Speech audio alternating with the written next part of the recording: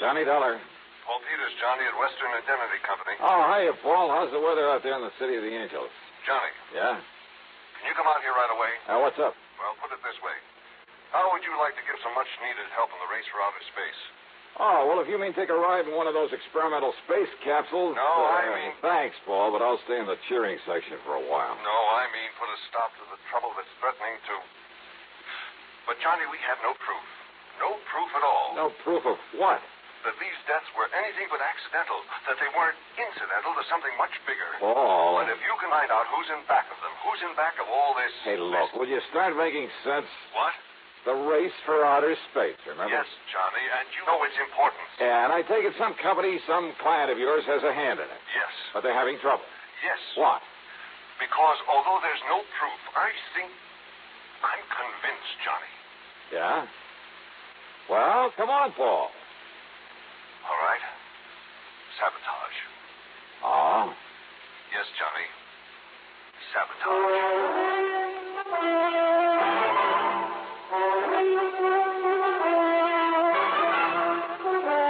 CBS Radio brings you Bob Bailey in the exciting adventures of the man with the action-packed expense account, America's fabulous freelance insurance investigator. Yours truly, Johnny Dollar.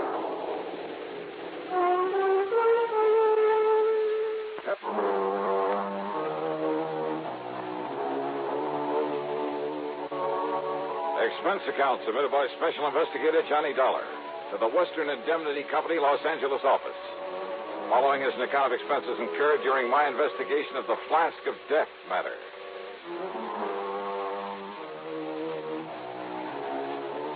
Expense account item 1, $180.40 for a plane to New York, then one of the big jets to Los Angeles. Item 2, $570 for a cab to Paul Peters' office on Wilshire Boulevard on the strip they call the Miracle Mile. I've arranged a rental car for you, Johnny, so you can get on up there right away. On up where, Paul? And you still haven't told me what this is all about. Look here at this detailed map, just above Santa Barbara. Here. Hey, looks like that road runs off into the ocean. On a high bluff overlooking the ocean is the Bar Manufacturing Company. Bar. From the names of Doctors Joseph L. Barham and Ralph T. Barnwell. They're a couple of top-grade scientists. So what do they build? Spaceships? Ostensibly, they make small aircraft components. But actually, well, after they were dropped from governmental service, they begged and borrowed a lot of money to set up a little plant. And they've developed a capsule they're sure will enable a man safely to return from outer space. Kind of competing with the government, aren't they? Barham and Barnwell are determined to prove that private enterprise can accomplish more than a lot of inter-service wrangling can. More power to them. And if they can prove their rescue capsule works, they'll make millions, Johnny, literally millions. Well, I should think so. Naturally, we, as their insurance company, will benefit, too. So far, though, it's cost us a lot of money. Oh, how, Paul? Insurance policies on a couple of their key men who died recently under most peculiar circumstances. Yeah, how?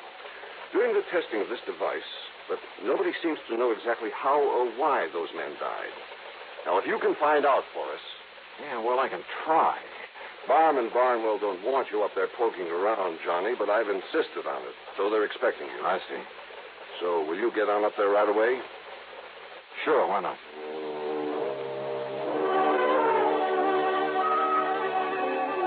Thanks to a good freeway system, I arrived at the Bar plant shortly after 2 p.m. One of the guards led me onto a long steel platform that stuck far out over a wide cove at the edge of the ocean. At the end of it, surrounded by a lot of complicated machinery, attended by half a dozen men, was Dr. Ralph Barnwell at the controls of a gigantic hoist. A long, heavy steel cable on it was pulling something out of the deep waters of the cove. Much to my surprise, Dr. Barnwell didn't seem to resent my presence at all. Yes, Dollar. Here comes the space capsule. This time the test has to be successful. Tell me, Dr. Barnwell. Twice before it was plunged, fired into this deep hole at the edge of the ocean under conditions simulating a return from outer space. Everything within the capsule functioned perfectly. The tests were a complete success, except for one thing. Yeah, what's that? For no apparent reason, for no reason at all. Yeah? The man inside it was dead. I see. Easy now. Lower, Doc. Yes. All right now. Ready on the cradle. And that's why, Mr. Dollar. That's why my partner, Dr. Joseph Barham, insisted on making this test himself. All right, men. Release the pressure so we can open the door of the capsule. All ready? Good. All right, now come along, Dollar.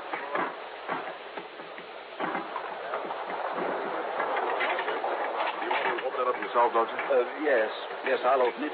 Stand aside, men, so that we can... All right, now, Dr. Barham, did you...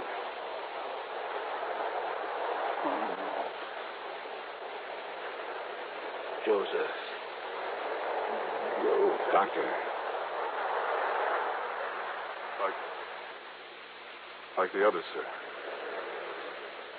Dr. Barham's dead.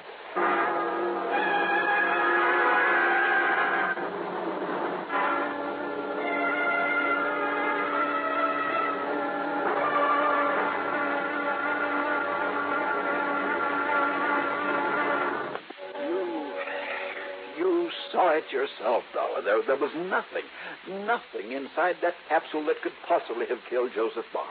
Yeah, well, now, maybe the autopsy will, Doctor? Yes, of course.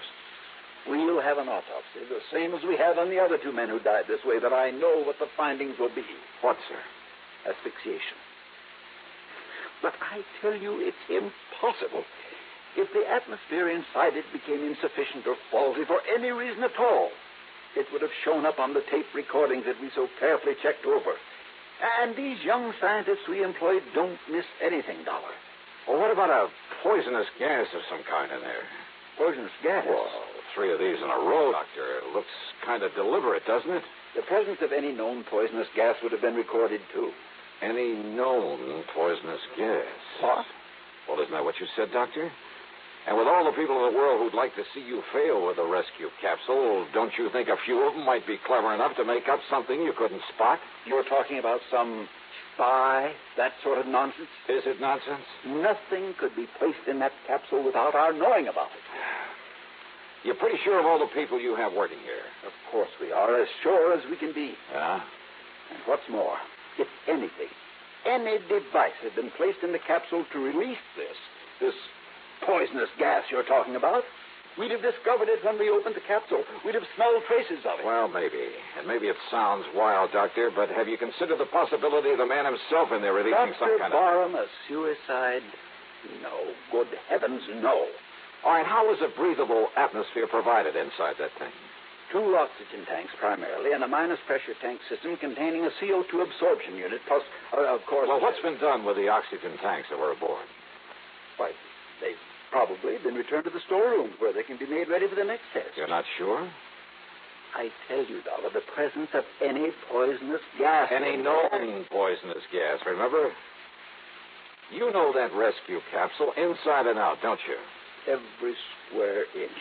Even the most minute detail. Well, I know nothing about it, but, Doctor, that might be an advantage in my investigation. What? Because I have no preconceptions about why or how some device couldn't be put aboard. I'm afraid I don't follow. So maybe I'm just the one to find out how it was. But that doesn't... Also, I have a strange little hunch I'd like to follow up. Do you believe in hunches, Doctor? Hardly. As a scientist, But, Mr. Dollar, if your hunch can result in finding the killer among us... Maybe it will, Doctor. Maybe it will.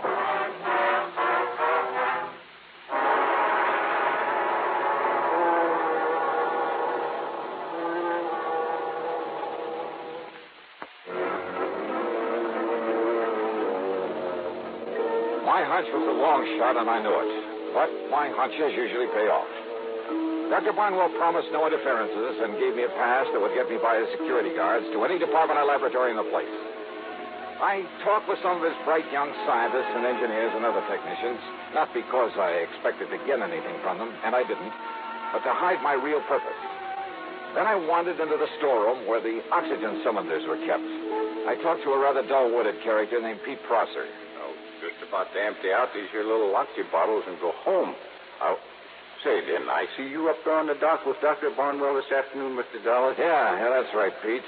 And Aren't you the one who opened some of the valves on the outside of that capsule just before Dr. Barnwell opened the door of it? Well, release valves, they call them, Mr. Dollar. Yeah. I open them up real slow so as to let the inside pressure get what you call equalized with the outside air. Or to release whatever was inside that killed him. Oh, what you say, Mr. Dollar? Pete, where do the oxygen bottles come from that are used to provide an atmosphere in that capsule? Right here in my storeroom, Mr. Dollar. Oh, you fill them up yourself? From a master cylinder of the stuff, something like that, huh? Oh, no, sir. I only issue them out when I get the orders, Mr. Dollar. I guess they don't think I got brains enough for anything much else.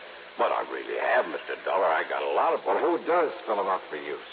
Well, now, that's a funny thing, Mr. Dollar. I don't exactly know. You don't know? But it must be some of the scientists they got all around here. For all I know, Mr. Dollar, is they're always full and ready when I get the orders to deliver flask number so-and-so and so-and-so up to the dock. I come down here and get them and then help install them. Uh-huh. What happened to the bottles that we used this afternoon? Well, the first thing we done, Mr. Dollar, was check them out up there on the dock. Check them out? Well, sure, Mr. Dollar, to be sure they still had pressure in them in case their running out was what killed poor Dr. Barham. But it wasn't. On account of they still had plenty of pressure. You emptied them up there? Oh, no, sir, Mr. Dollar. That's what I was going to do when you come here just now. You see them here on this rack? Yeah. What have you hooked them up to? That pipe through the ceiling there. What's that? Oh, that's the exhaust. You see, I just put this valve, and they empty out in the air where they can't cause no explosion or nothing. No, wait. Close that valve. Oh, sure.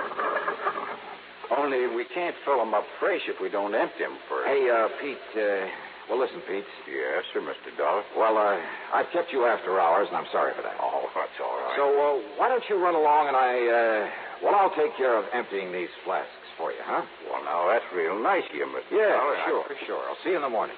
Yes, sir. Well, good night, Mr. Dollar, and thank you, sir. When he was gone, I tore over to one of the laboratories I'd visited earlier. There I borrowed a couple of healthy-looking white mice. Then back to the storeroom. I hooked a tube onto each of the oxy bottles and slowly fed the contents, supposedly pure oxygen, into the cage with the mice. Well, for a while, they cavorted about very merrily, and I wondered if for once my hunch had been a wrong one. But then, suddenly, the mice keeled over, lay there, gasping for breath. And by the time I could shut off the valve, both of them were stone dead.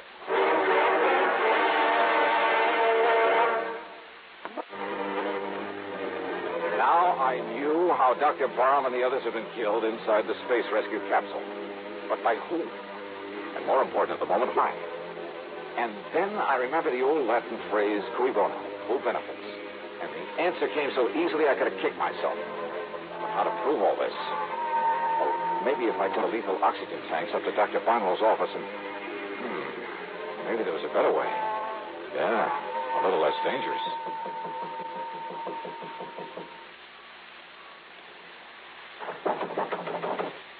Yes, come in.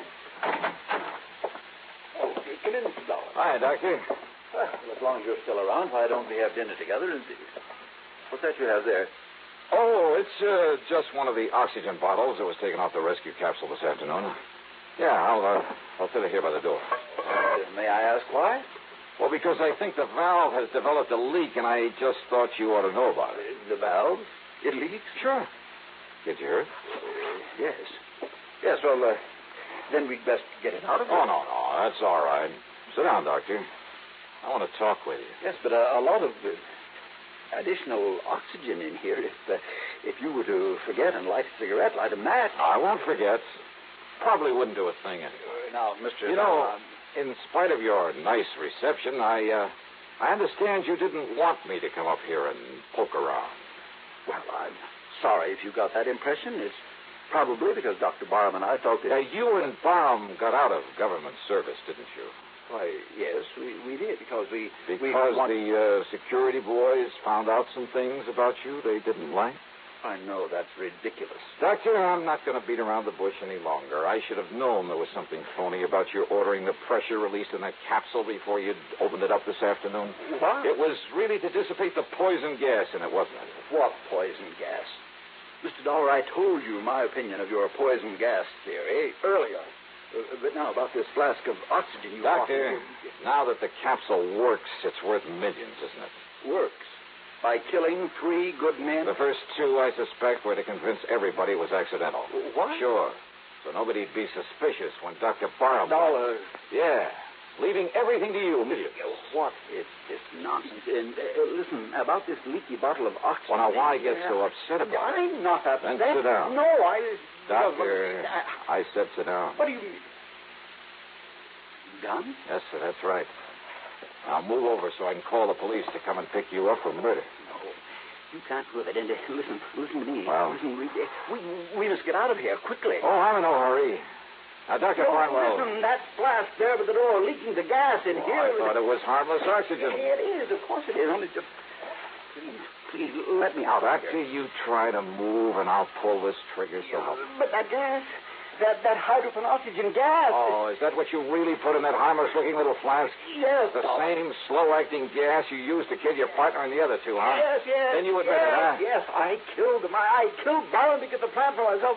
You'll put Please, that in writing? Anything, but let me out before the gas kills me, too. I can feel it now. We're too late, Dollar. We're too late. Oh, stop blubbering and get up on your Too feet. late, we'll die. Wrong, Doctor.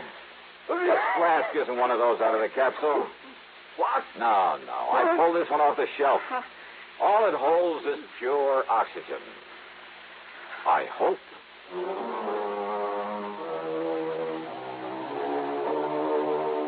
I don't know, of course, but I suspect the government will take over. Maybe they'll have something in that space rescue capsule. But as for money, royalties, well, I'm sure that Barnwell won't be able to spend much in prison. Expense account total, including a couple of days and nights in Santa Barbara and a trip back to Hartford, $431 even. Yours truly, Johnny Dollar.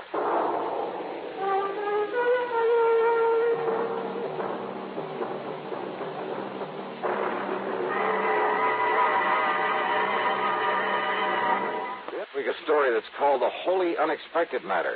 And believe me, the title fits. Yeah, it involves a wild trip across the country in search of a killer.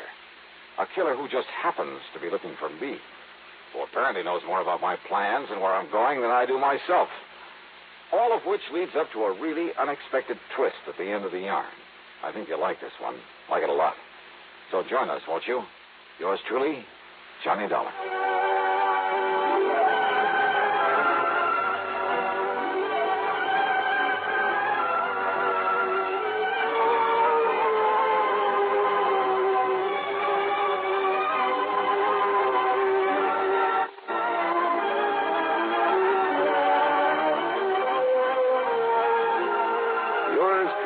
Johnny Dollar, starring Bob Bailey, originates in Hollywood and is written, produced, and directed by Jack Johnstone. Heard in our cast were Paul Duboff, Parley Bear, G. Stanley Jones, Forrest Lewis, Tom Hanley, and Bill James. Be sure to join us next week, same time and station, for another exciting story of yours truly, Johnny Dollar.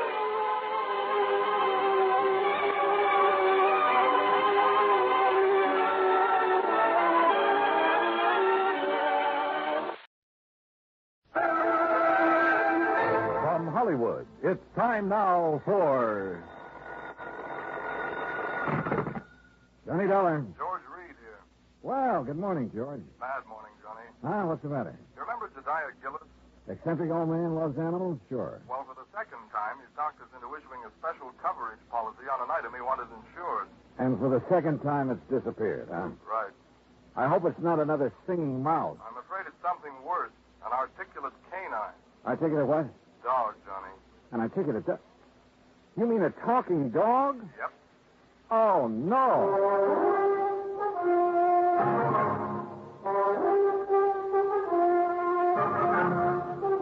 Bob Bailey in the exciting adventures of the man with the action-packed expense account. America's fabulous freelance insurance investigator. Yours truly, Johnny Dollar. It's different. I didn't know about mice. I do know about dogs.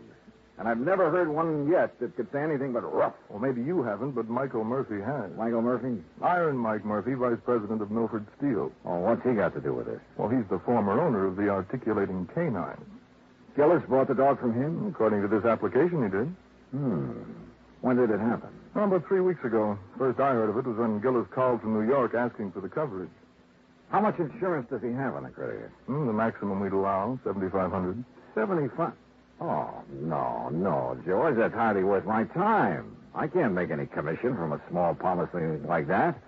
Why don't you pay him off and forget it? I'd like to, Johnny, but it isn't that simple. No? No. Since you found his mouse, Gillis thinks you're some kind of a miracle worker. No, Pied Piper, I mean. Or pie-eyed something or other. Anyway, the boys upstairs have agreed to let you write your own ticket again, providing you locate the dog.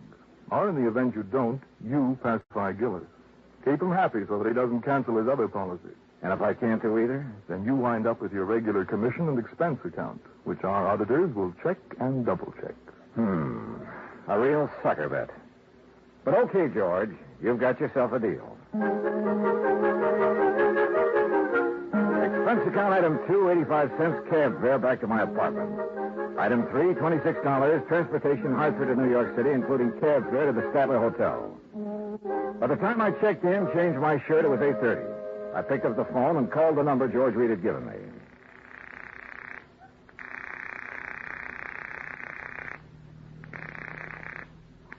Hello? May I speak to Mr. Gillis, please? Johnny Dollar. Dad told me you were coming. Well, hi. Hi, is that all? I guess this is Marion. Yeah, no. I had a hunch your father was staying at your place. Do you have my address? Sure have. 514 East 51st Street.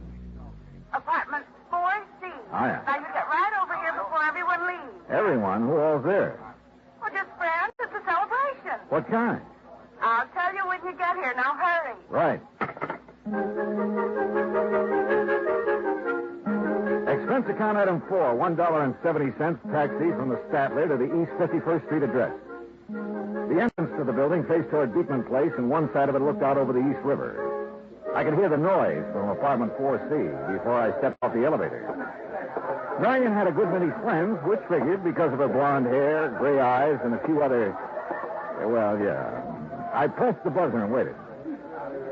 I was about to press it again when a door opened further off down the hall. Hi.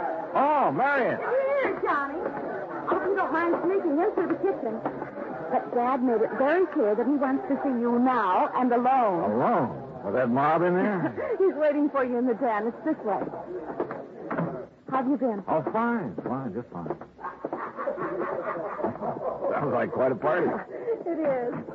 I sent out the invitations before the pup disappeared. I offered to call it off, but Dad wouldn't let me. Any special kind of celebration? I think so. It's to announce my engagement. You're... Well, what do you know? Who's the lucky man? His name's Bill Fisher. He's an executive with the Powers advertising agent. Real big-time operator, huh? He just talked one of his clients into putting on a new TV show. Well, you know you have all my good wishes. Oh, Bill, we were just talking about you. I wondered where you disappeared to. Bill, this is Johnny Dollar. Hi, congratulations. You're getting a fine girl. Yes, I think so. Thunderation, what's all yes? Oh, it's Dollar, so you finally decided to get here. Hello, Mr. Gillis. Come in. Yes, sir. We'll see you later, Johnny. Yeah, sure.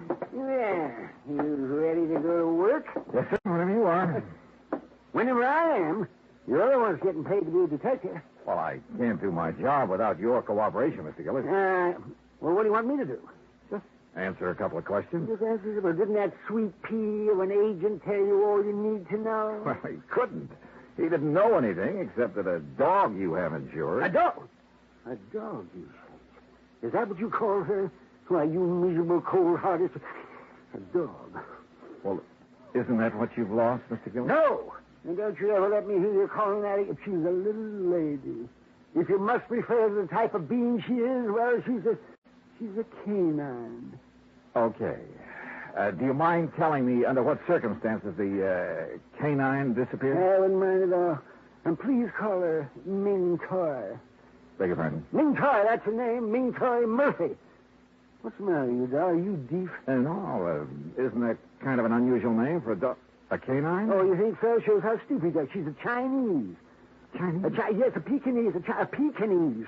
And being his first owner's name was Murphy, the whole thing, Ming Toy Murphy, just fits here to a T. Yeah.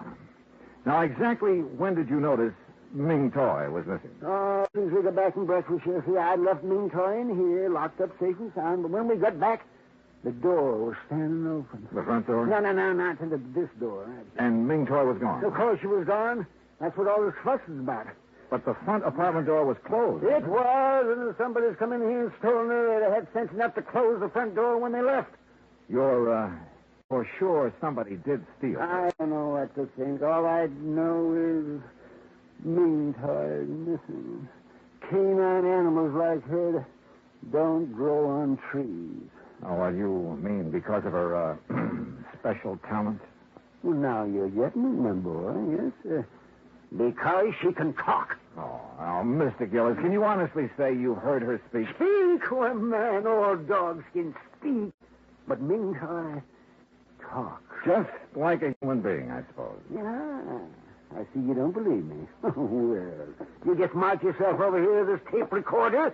Oh, Mr. Gillis, if she can talk like you say, it's still going to take me a while to kind of get used to that. You and the whole country, providing we get her back. The whole country? TV, boy. What? Television. A new show called The Big Shock. The first one's on tomorrow night. What's the matter? Don't you read the papers? Anyway, they started advertising about 2 weeks ago. Looking for a dog that could say, Happy Hollow Dog Food is yum, yum, yummy. Happy Hollow Dog Food? That's the company sponsoring the show. Go on. They're going to open their show with the animals saying that slogan, you see. And today I was going to take Ming Toy down there and let her say it and collect the $50,000. What, $50,000? The $50,000 they're offering to give for a dog that can say, Happy Hollow Dog Food. All right, I know. Yes, well, anyway, when I first heard about this, I remembered Mike Murphy had said something to me over a year ago about having a canine in his kennel that could talk some. So I went over there 3 weeks ago, and I bought her. Was the ad in the paper at that time? Of course it wasn't. Well, how did you know it was going to be? Marion told me. How did she know? That dressed dummy she's fixing to marry. The advertising agency he works at, they're the ones that taught the Happy Hollow people into putting on that show. Oh, I see. Yeah. Well, you see, it's about time. I also see that you don't exactly approve of Fisher for a son-in-law. Oh, no, I wouldn't say that. I don't approve. I don't disapprove of him. If she wants to marry a stuffed shirt, that's her business. Let me play this tape recording for you. You're going to hear the sweetest little voice this side of China. Ah, now then, me little pet. You see, Now sitting ready we for the made trial. this at Mike Murphy. All right, girl. Now talk to me. Pretty now. Talk pretty. Hello! Hello, everybody! See? She said hello. That's a dog? That's canine. Be quiet. Very good, lad. Now tell me, how are you feeling these fine days?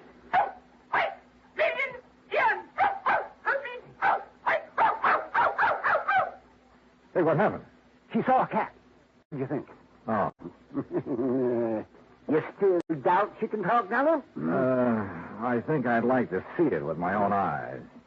Have you put an ad in the lost and found columns of the papers? Of course. What about the people in this building? Well, I had Morris. He's the super. Put a note. Super? The janitor. They call him supers in the city. So what's the matter with you? Don't you know anything yet?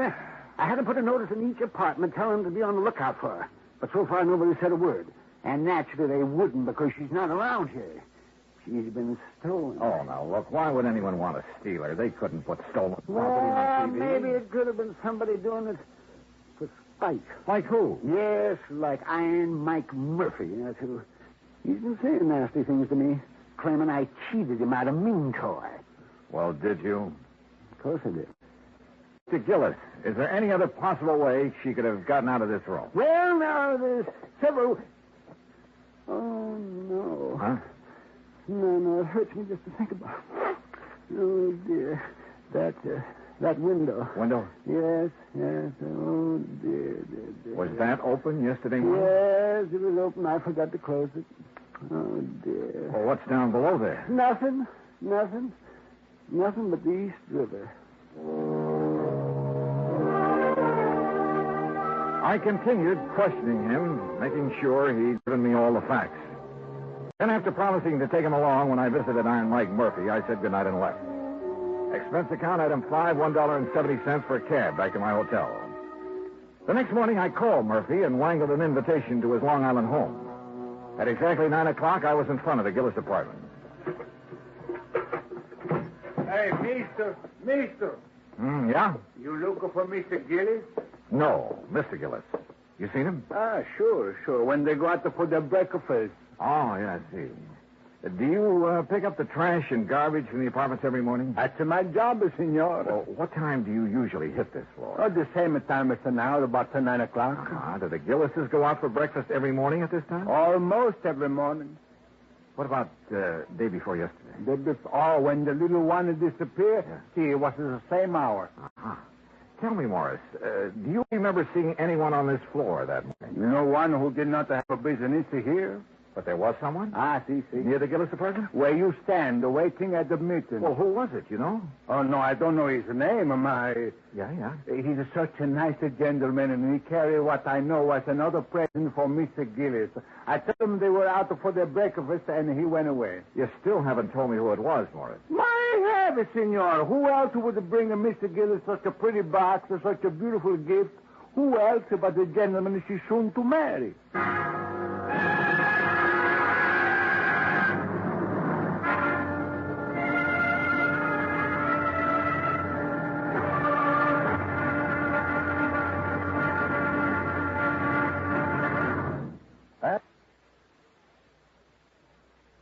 Now, Act Two of yours truly, Johnny Dollar, and the Ming Toy Murphy Matter.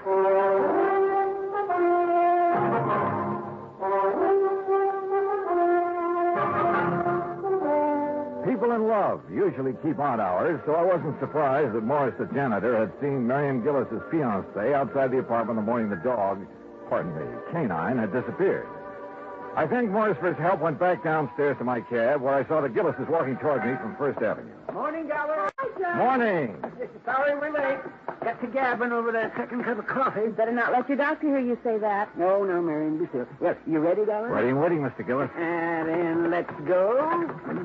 I got a few things I can't wait to say to Mr. Iron Mike Murphy. Now, remember, Dad, no excitement. I'll remember. Marion, Yes? are you going to be busy around noon? No, I don't think so far.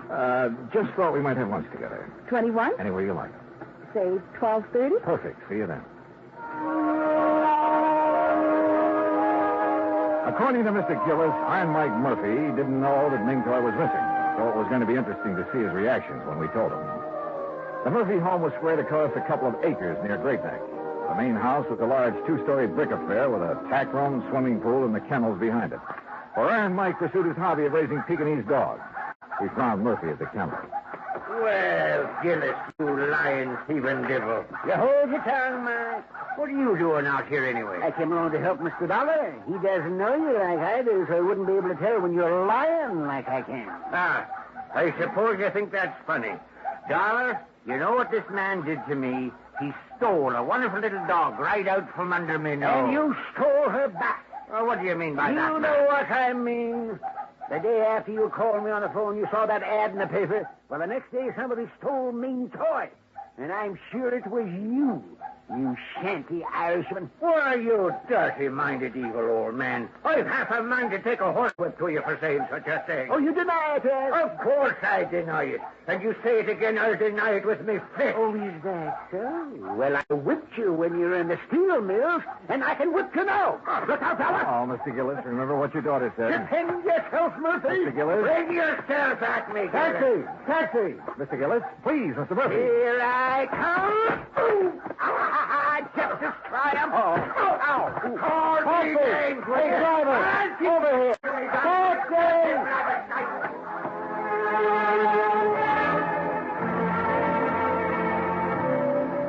When it was over, Mr. Gillis had a black eye and Murphy a bloody nose. Gillis and I went back to town. Cab fare $12. That's item 6. After seeing Mr. Gillis safely to his apartment, I went across town to the 21. Marion arrived. We were shown to a table, and I told her as quickly as I could what had happened at the Murphy home. Johnny, You know Father isn't supposed to get excited. I know, he knows, and I tried to stop him, but he went... He's so upset over losing Ming Toy or anything else. Well, especially something as strenuous as a fight. Well, it might prove to be too much. Oh, he's all right, believe me.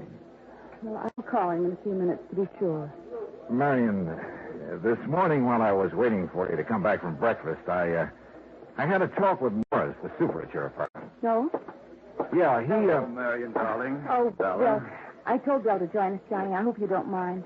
No, of course not. Sit down. No, thanks. Johnny's been out all morning with Dad. Oh? Hunting for the dog, huh? That's right. Any luck? I'm not sure. Excuse us, Bill.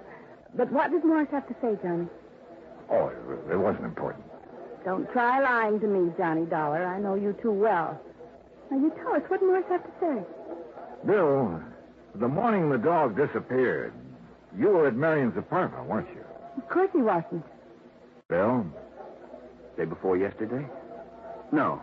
You sure? Positive. I was in my office all morning. What time did you get there? You remember? Yes, we've been very busy lately getting the big shock ready for the air. It was about 8:45. Your secretary will swear to that? Naturally. Johnny, what's this all... Excuse me. Where are you I'll going? make a couple of phone calls. Be right back. I called Bill's office, spoke to his secretary, and of course he had lied. Instead of going back to the table, I took a cab to my hotel, made a couple of more phone calls, and waited. About 40 minutes later, Bill Fisher called and asked me to meet him in a bar near Rockefeller Center. You like a drink, Johnny? No, thanks. Not right now. No?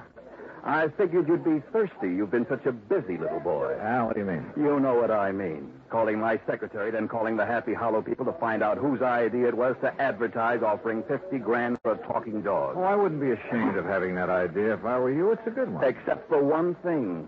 It was meant strictly for the publicity value. Nobody ever heard of a dog that could really talk, so I guaranteed them their $50,000 would be safe. Go on. See, it was tough enough getting the Happy Hollow people to put a show on TV in the first place. They really don't have that kind of money. And if they'd had to pay out the $50,000 on top of everything else, well, that would be it. We'd lose their account. I'd lose my job. Uh-huh. So what did you do with Ming Toy? Well, naturally, since she could talk, I had to get rid of her. You understand that, don't you? How did you get into the Gillis apartment? That was easy. I'd been there the night before. When I left, I slipped the latch so the door wouldn't lock. When they went out to breakfast the next morning, I went in. I was going to put her in that box and carry her out, but she put up such a fuss, I just tossed her out the window. Into the river? Yes, Dollar, into the East River. Well, what can I do about it? After all, Ming Toy was only a dog. It wasn't like she was a person. Well, what can I do about it? I'm not sure. But whatever it is, I hope it's plenty. I left him there and walked down 6th Avenue. When I reached the corner of 51st, I called Marion and asked her to meet me in a little park near her apartment building. Somehow I told her, as simply and directly as I could. Well, it's kind of funny, isn't it, Johnny? I don't know. Isn't? Sure. If I hadn't met Bill, none of this would ever have happened. Dad would still be feeling chipper. I might have been engaged to somebody else. Maybe even a nice guy like you. And why do things like this have to happen? I don't know, Marion. I just don't know. We were about a block away from her apartment when we heard the ambulance.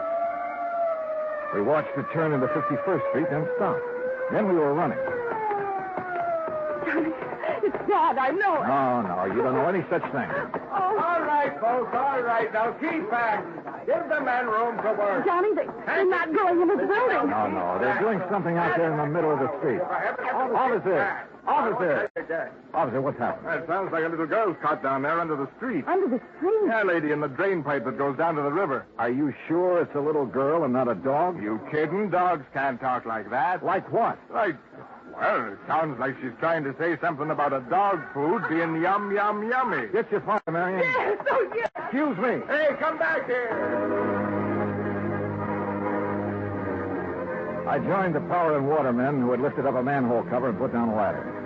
It didn't take us long under the street, just a couple of minutes. Then we climbed back out again. Johnny! Dollar, where is she? Where's my baby? She's still down there, Mr. Gillis.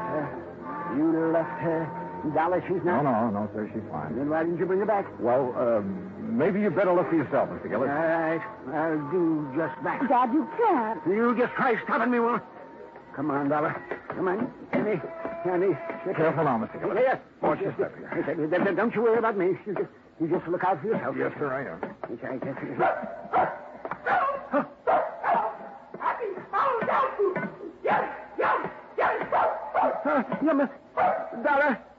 Dollar. Do you hear?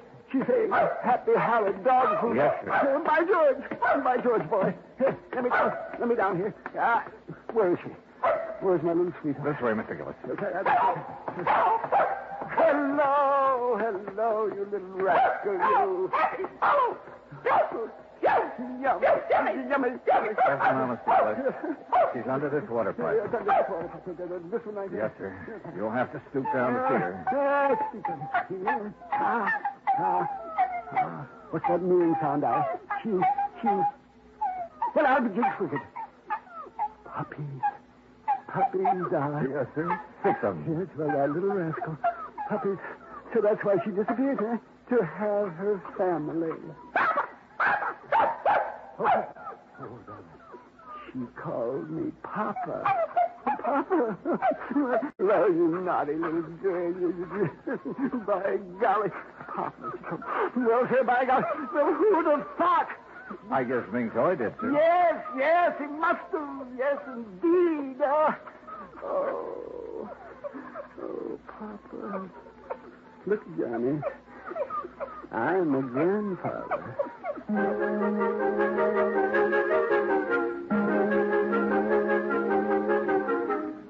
I never did tell Gillis exactly how Ming Toy had been helped out of the apartment. All he knew was that Marion, for reasons of her own, had called off her engagement to Bill. Ming Toy spent a week in bed recovering from her ordeal, and naturally, since Gillis refused to let her appear on TV that night, the $50,000 went unclaimed. And, alas, the long-suffering public has yet to hear the dulcet tones of a talking dog named Ming Toy Murphy. Expense account total, including hotel, incidentals, and transportation back to Hartford, $225.70. Yours truly, Johnny Dollar.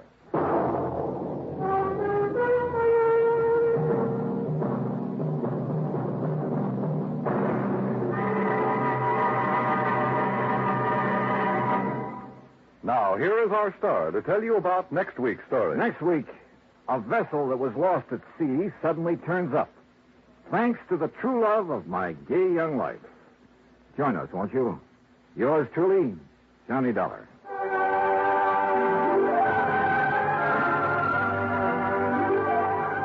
Yours truly, Johnny Dollar, starring Bob Bailey, originates in Hollywood. Written by Charles Smith, it is produced and directed by Jack Johnstone. Heard in our cast were Virginia Gregg, G. Stanley Jones, Herb Ellis, Joseph Kearns, Jay Novello, Bill James, and Howard McNear. Musical supervision is by Amerigo Marino. Be sure to join us next week, same time and station, for another exciting story of yours truly, Johnny Dollar. This is Dan Cubberly speaking.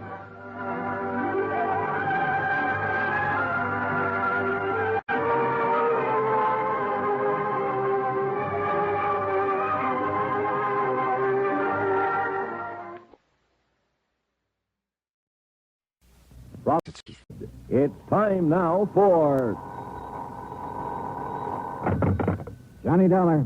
Pat McCracken, Johnny, Universal Adjustment Bureau. Hi, Pat. What's new? At the moment, Cooper's Bend, Nevada. Never heard of it. Neither did I till this morning. They're having a big celebration out there, Frontier Week. So what do you want from me? A beard? It might help if you started growing one, Johnny. And how about a 10-gallon hat? You got one of those? Oh, sure. And my horse is tied up in the bedroom. Now, look, what's this all about, Pat? Well, from what I can gather, Cooper's Bend was just a sleepy little western town dying on its feet. That is, until last week. So what happened last week? A publicity man named Bill Williams organized this Frontier Week to wake the town up. I guess somebody out there doesn't like being waked up. What do you mean? Oh, looks like somebody's trying to put Bill Williams to sleep. The hard way. I'll be right over.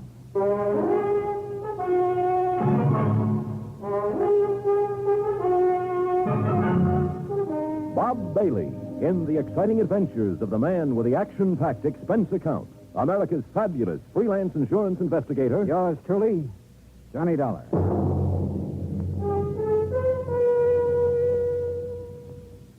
And now, Act One of yours truly, Johnny Dollar.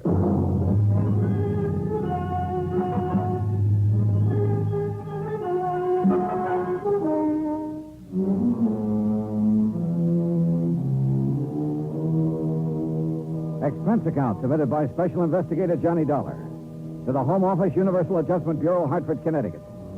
Following is an account of expenses incurred during my investigation of the killer's brand matter.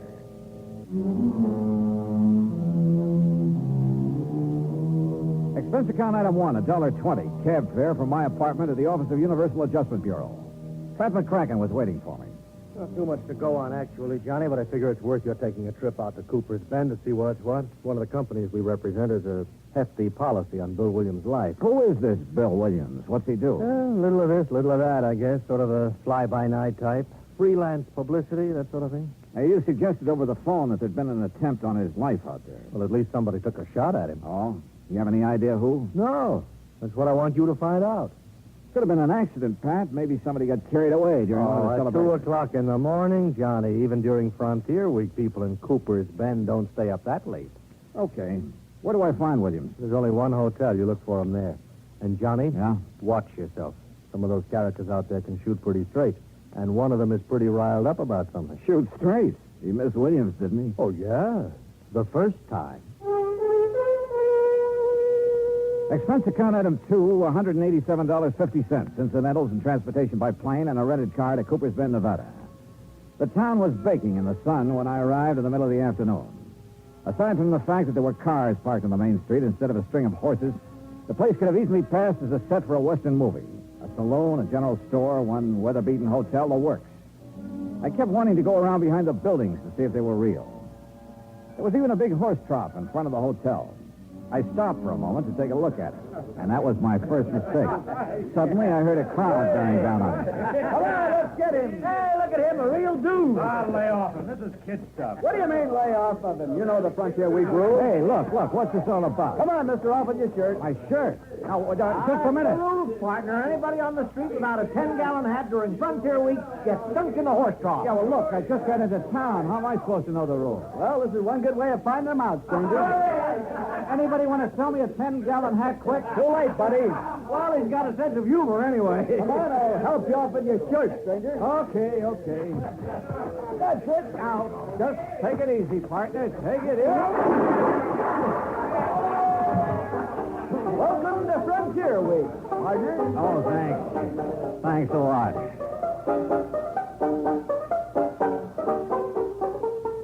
Item 3, 50 cents. Replacement of 3 buttons on my shirt. I bid a fond farewell to the horse trough committee and went to the hotel to find Bill Williams, the publicity man. He wasn't there at the moment, but the clerk told me I might find him at the newspaper office. That was 3 doors down the street, the Cooper's Bend Sentinel, no less. Bill Williams wasn't there, but for the moment I didn't miss him at all. Oh, hello. Well, hi. You must be Miss Cooper's Bend Frontier Week. Ha. You run the paper? Wrong again. I just work here. Well, I'm not doing very well so far, am I? Oh, I don't know. Don't give up. Oh, I won't. My name's Johnny Dollar. Lois, Johnny. Well, I'm looking for a guy named Bill Williams, Lois. You know him? Yeah, I know him. Where can I find him? Well, this is as good a place as any. He ought to be here soon. Last I saw him, he was with Fred Kirby. Kirby? The editor of this paper. The two of them were all wrapped up in further plans for our glorious Frontier Week. I gather Frontier Week doesn't appeal to you. It's a two-bit idea, like everything else about this town. Oh, here's Fred. This is Johnny Dollar, Fred Kirby. Well, thanks, but we've already met.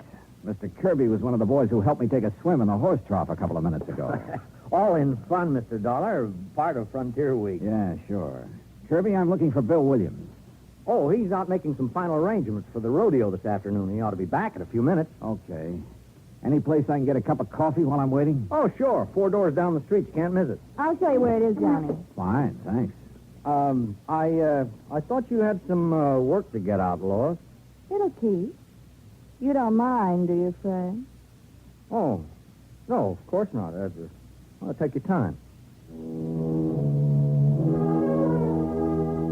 As we left, I could sense an undercurrent between Lois and Fred Kirby.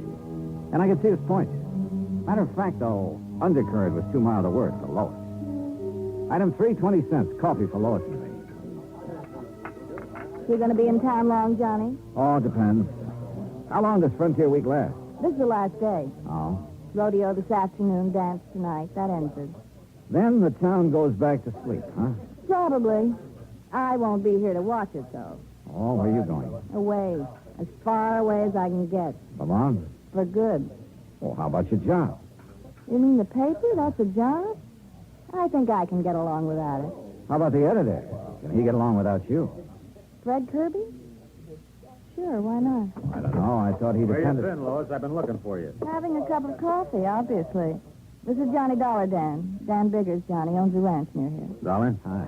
Look, Lois, about the dance tonight. What time will I pick you up? Oh, I don't know about the dance, Dan. I don't know if I'm going or not. We're going to go, Lois. Look, Dan. I said we're going to go. Oh, for heaven's sake.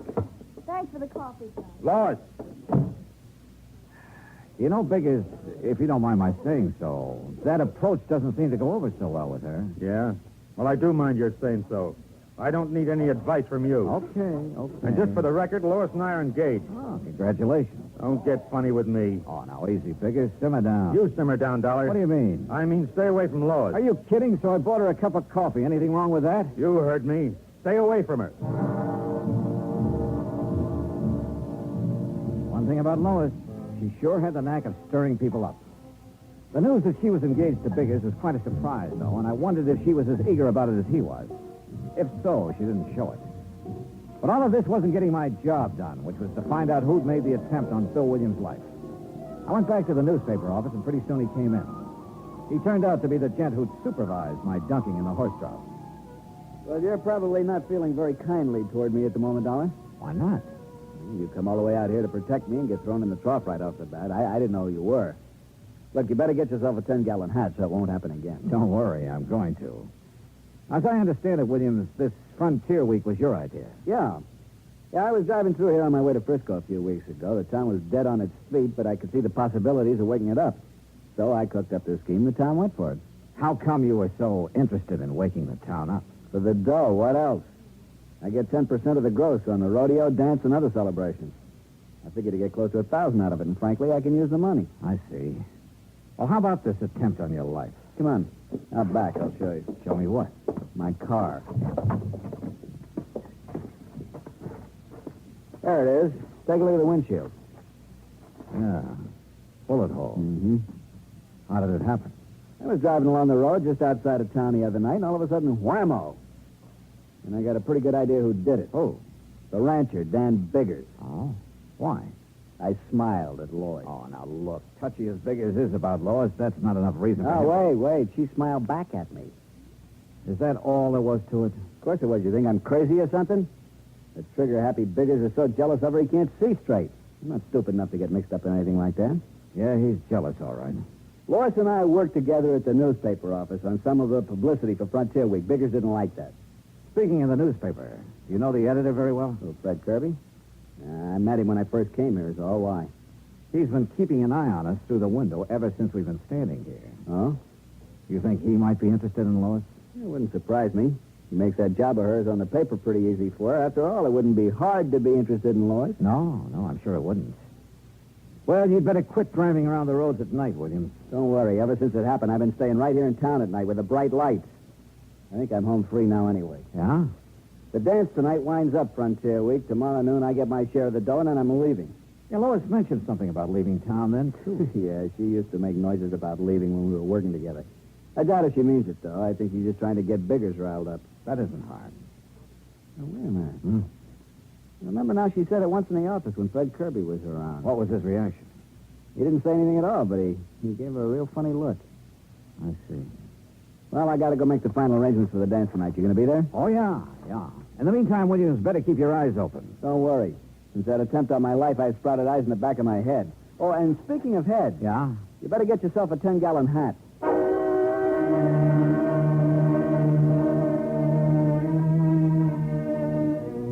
Very good advice. I had no desire to get dunked again.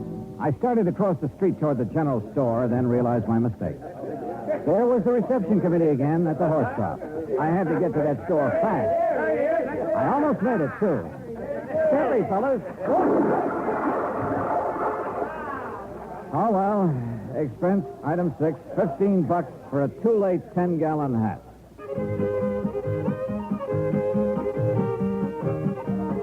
The dance was in full swing when I got there. I didn't see Lois at Biggers. Looks like he didn't get that date after all. Pretty soon I spotted Williams near the bandstand. When he saw me, he came over. That crowd, Dollar. There are more people in Cooper's Bend tonight than ever heard of the place before Frontier Week. Man, I'm really going to clean up. I stayed around a while, watching Williams happily counting noses and adding up his 10%. Then I went back to the hotel. There was a message there from Lois. She wanted to see me. This I didn't get, but she'd left word it was important. She'd also left directions for getting to her house, so I drove out. It was outside of town on a back road. The lights were on. But nobody answered my knock. I waited a while, then tried the door. There was a fire burning in the fireplace, and the room looked very cozy. All except for one thing. Lois. She was lying in front of the hearth, and she was very dead.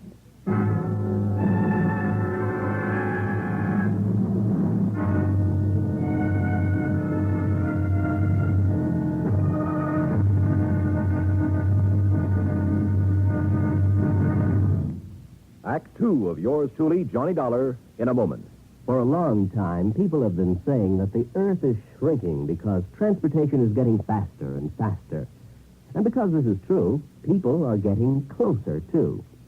Today, our neighbors are not only the ones who live next door to us, they're all over the world. It is axiomatic that one should help his neighbor. But Americans have gone a step further. In addition to individuals helping individuals, now many American cities help many other cities through the Sister City program. Now, perhaps you've heard how it works. If not, here's an example or two. In the fall of 1959, a large area of Nagoya, Japan, was struck by a devastating typhoon. Her sister city, Los Angeles, California, sent tons of relief materials to Nagoya by way of an Air Force plane headed for the area. The Marines and the Navy rendered vital emergency aid during the disaster. When earthquakes shook Villa del Mar, Chile, during the summer of 1960, her sister city, Sausalito, California, sent hundreds of dollars worth of relief materials to help out. Another case in point, the school children of Clovis, New Mexico, sent a number of cultural exchange packages to students in their sister city of Adana, Turkey. There are hundreds of such examples because there are hundreds of sister cities. By using this means of diplomacy, friendship and understanding have increased throughout the world and paved the way for permanent freedom, the right of all men everywhere. And now, Act 2 of yours truly, Johnny Dollar, and the Killer's Brand Matter.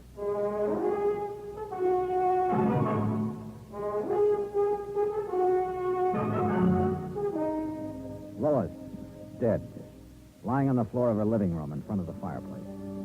There was a poker near her hand that had been pulled out of the fire and scorched the rug.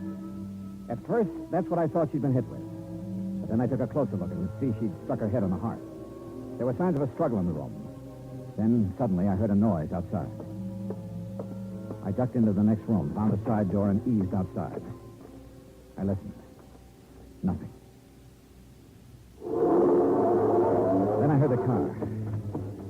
By the time I got around in front of the house, it was just disappearing around a bend in the road, running without lights. It looked like a station wagon, but that's about all I could make out. I went back into the house and put in a call to the sheriff. He arrived about 20 minutes later. Okay. Looks like there was a fight. She got thrown down, hit her head on the heart. Yeah, that's the way I sized it up. Now let's size you up for a minute, Dollar. Me? Mind telling me what you were doing here tonight? I don't know. Oh, come on. No, I mean it. Lois left a message at my hotel that she wanted to see me. You don't know what about? No. Except it's a good bet this killing ties in somehow with that attempt on Bill Williams' life. Williams thinks it was Dan Biggers took that shot at him. Yeah, that's right. Well, it could be. Dan's always been awful jealous. I had trouble with him once before for the same reason. Oh? A month ago, he beat up a guy pretty bad. On account of Lois? Yeah. Seems the guy had asked Lois for a date. Trouble was, Lois never discouraged guys asking either. Hey, look, Sheriff. Lois told me earlier today that she was planning to leave town tomorrow. Now, if Dan Biggers learned about that. Yeah. Well, come on. We better drive out to his ranch and have a talk with him.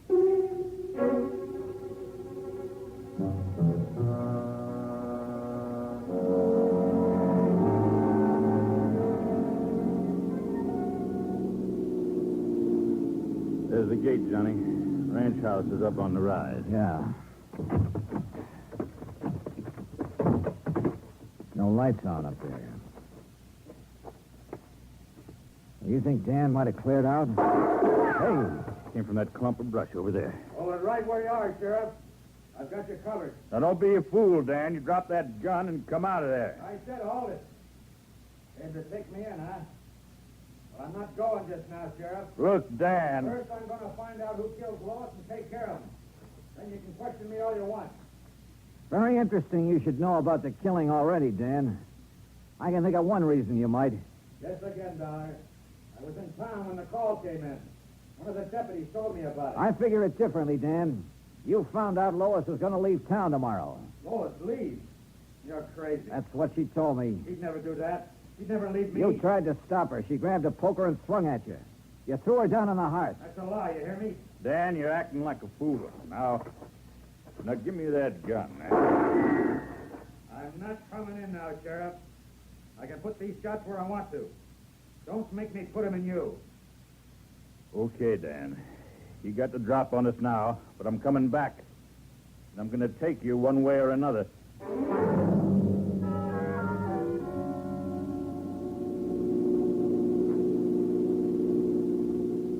You know, Sheriff, I can't help feeling kind of sorry for Dan. Yeah, he always did have a knot in his brain where Lois was concerned. You really think he killed her? I don't know. Dan's pretty smart sometimes. That routine he was just giving us, it might have been a cover. Sheriff, you happen to know if Dan drives a station wagon? He drives a pickup around town mostly, and I think he's got a coupe, too, but no station wagon. Why? That's what I spotted pulling away from Lois's house. You didn't get the license number? No, it was running without lights. Not much help, Johnny. There's a lot of station wagons in this part of the country.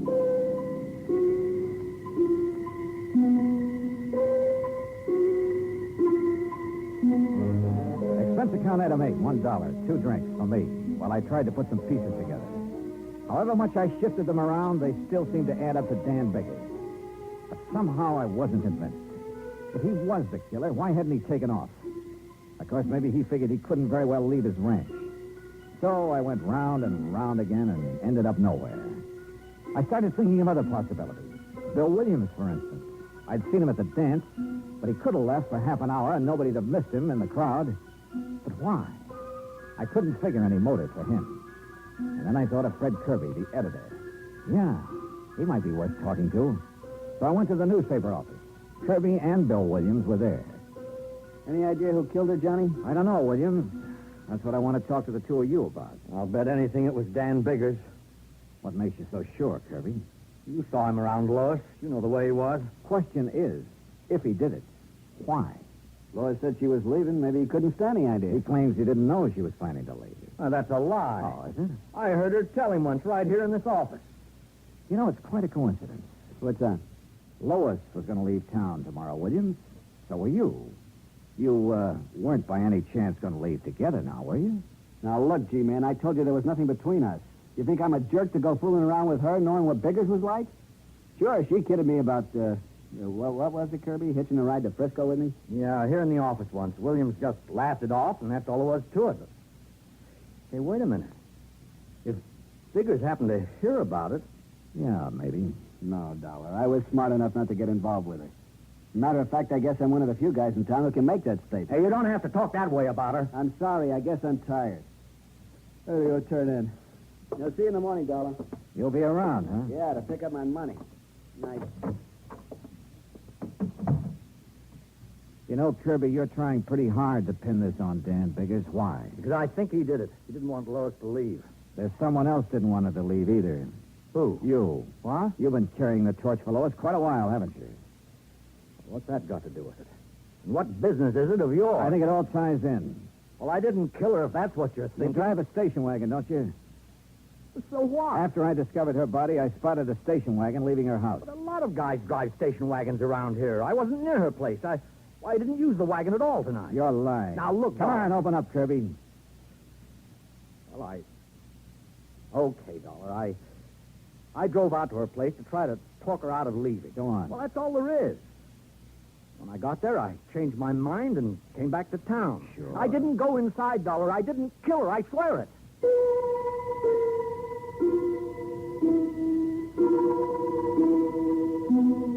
I called the sheriff, and he took Kirby in for further questioning. But by morning, he hadn't changed his story. Oh, he admitted being at the scene of the murder, but that's all he'd admit. He was still a big question mark, and we were still nowhere.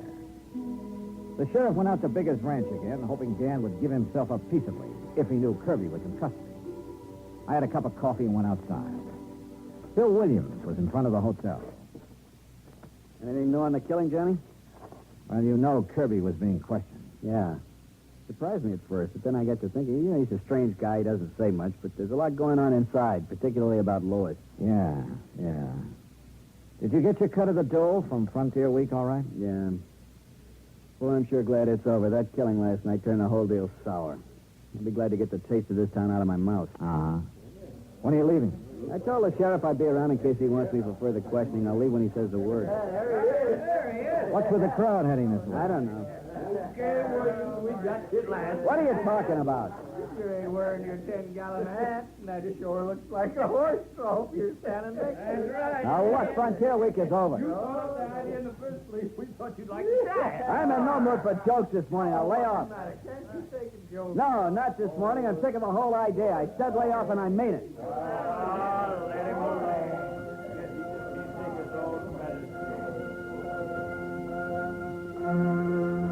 The crowd broke up and drifted away, and the street went to sleep again. But all of a sudden, I woke up. I thought of that hot poker I'd found lying near Lois's body, and a couple of things added up fast. Sure, it was a wild idea, but it was worth a chance. Bunch of jerks. Hey, you know, Bill, when I first arrived in town, you ducked me in this horse trough because I wasn't wearing a 10-gallon hat. Yeah, it was part of Frontier Week. Well, you're not wearing a hat now. Look, like I told those guys, Frontier Week's over. I still want to return the compliment. Am I going to have trouble with you too, Dollar? I guess you are, because I'm going to duck you in that trough. Take off your shirt. Now, look, stay away from me. I said take it off. Get your hands off of me. What's the matter? You afraid to take it off? What are you talking about? Let go. I said let go. Where? What do you know? A nice big burn on your chest and on your arm. A few scratches, too. Lois did that just before you killed her. Branded you. Okay, smart boy, there's a gun in my pocket and it's pointed right at you, so just relax. You were a lot more involved with Lois than you were letting on, Williams. Why did you kill her? I was trying to shake her. She wouldn't shake. She wanted to go with you, huh? Yeah, and that would have been just great, dragging something like her with me to San Francisco. That's a real sweet thing to say. I suppose you said it to her, too. That's when she grabbed the poker.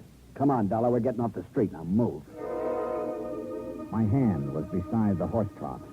I scooped the water right into his face. The shot went wild, but his chin was wide open.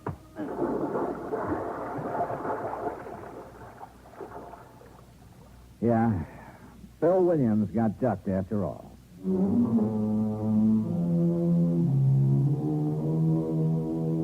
Expense account item 10, $183.50. Transportation and incidentals back home. Total expenses, $528. Remarks. About Dan Biggers. He really wasn't such a bad guy. Except that, like the sheriff said, he had a knot in his brain about Lois. He sold his ranch and moved away. About Bill Williams, well, you better cancel out his policy, Pat. He's due to go on trial soon, and in my book, he's a pretty bad risk. Yours truly, Johnny Dollar.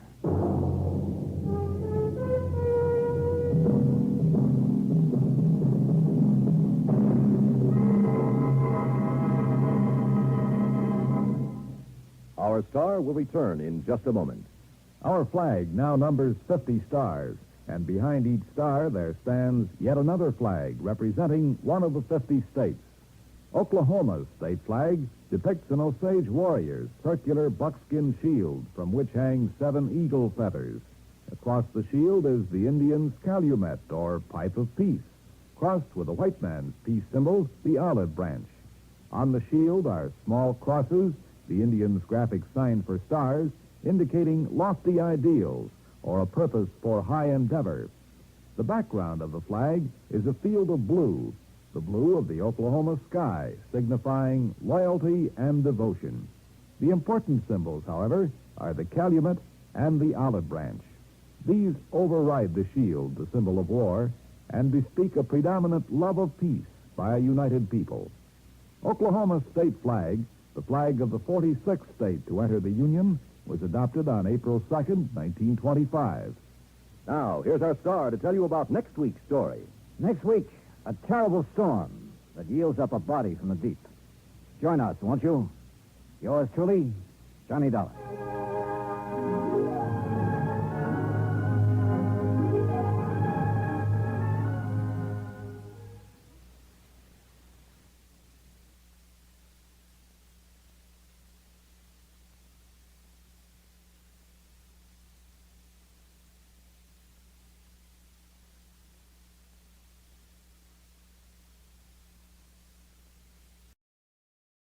From Hollywood, it's time now for Johnny Dollar. Bert Major, Johnny. Masters Insurance and Trust. Oh, hi, Bert. You know anything about spacemen?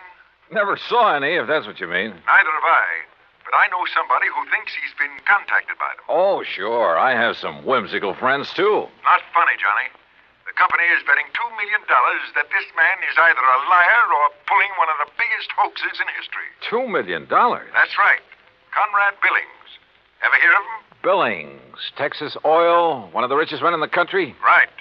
Presently of California, where he's holed up in an isolated mountaintop lodge, minus a $2 million collection of diamonds he took up there with him. And you insured them? Yes, but not against ordinary theft. What does that mean? Those stones were insured against theft by persons or things unknown on this earth. What? That's right. Holy. You're serious, aren't you? You bet I'm serious. Okay, Bert, I'll see you at your office.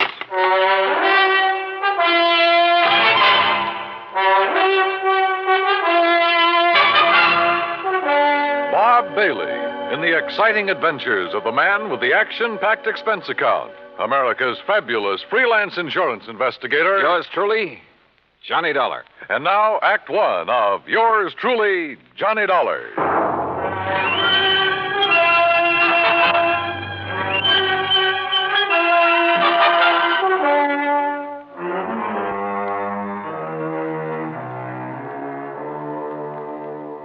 Expense account submitted by Special Investigator Johnny Dollar to the Home Office, Masters Insurance and Trust Company, Hartford, Connecticut. Following is an account of expenses incurred during my investigation of the Diamond Dilemma matter.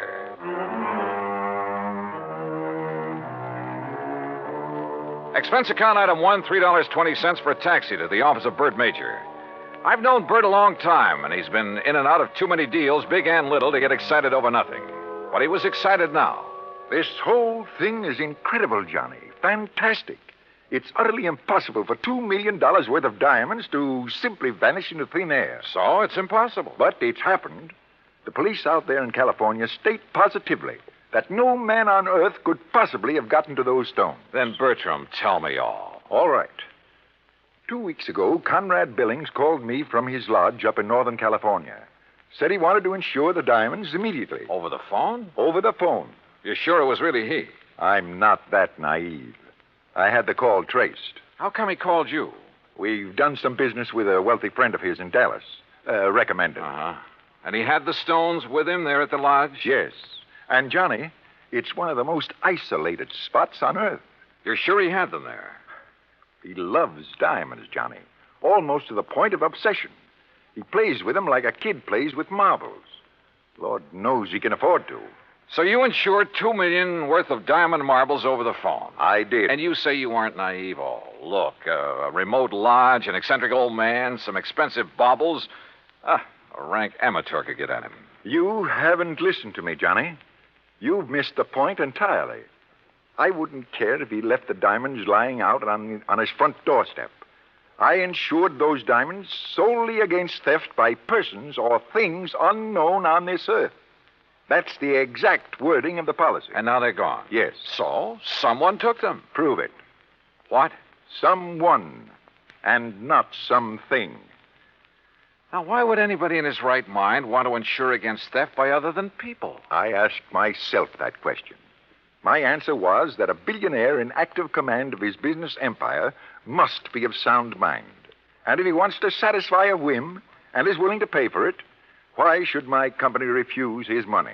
You think maybe he has an obsession about flying saucers and the people or things who fly them? Who knows? Or what knows?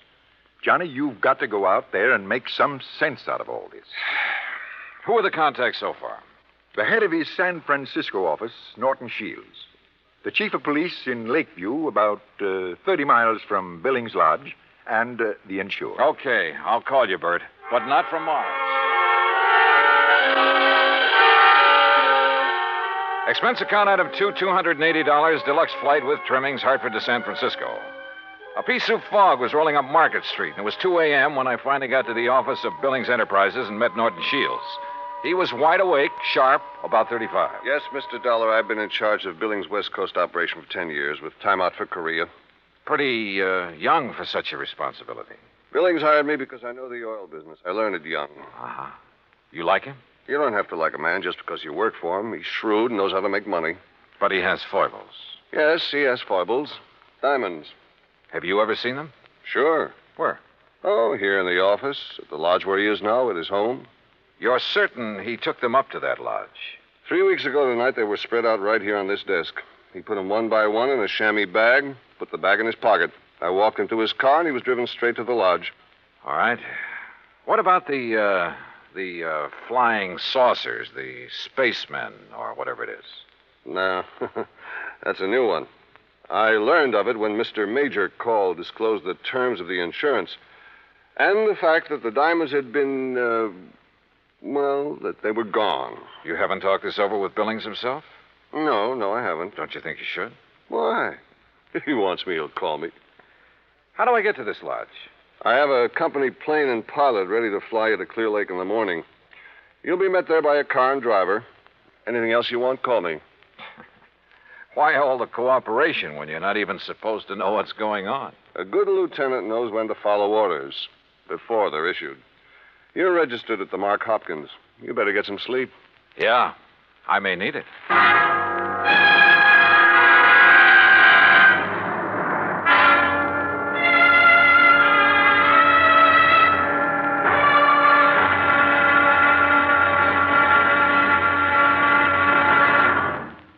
Act Two of yours truly, Johnny Dollar, in a moment.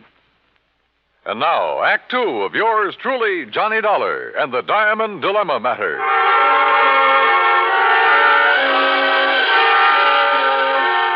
The company plane turned out to be a plush two-engine amphibian waiting for me at a private dock near the Golden Gate Bridge. The pilot introduced himself, and we headed due north up San Pablo Bay and then northwest past the Valley of the Moon. Then, a few minutes later, we glided in for a landing on Clear Lake, the largest body of water in the state of California. There, I was met by a car and a driver as promised.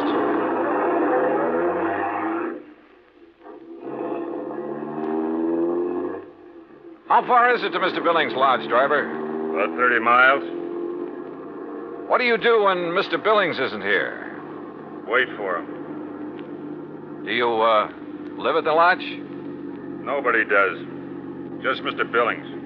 No caretakers, housekeepers, anything like that? Just Mr. Billings. Well, surely there must be someone to look after. Look, mister, I'm hired to drive a car. I do it. And that's all. The car twisted and turned through some lush country, then left the highway and climbed a narrow mountain road with signs every couple of hundred yards marked private in big letters.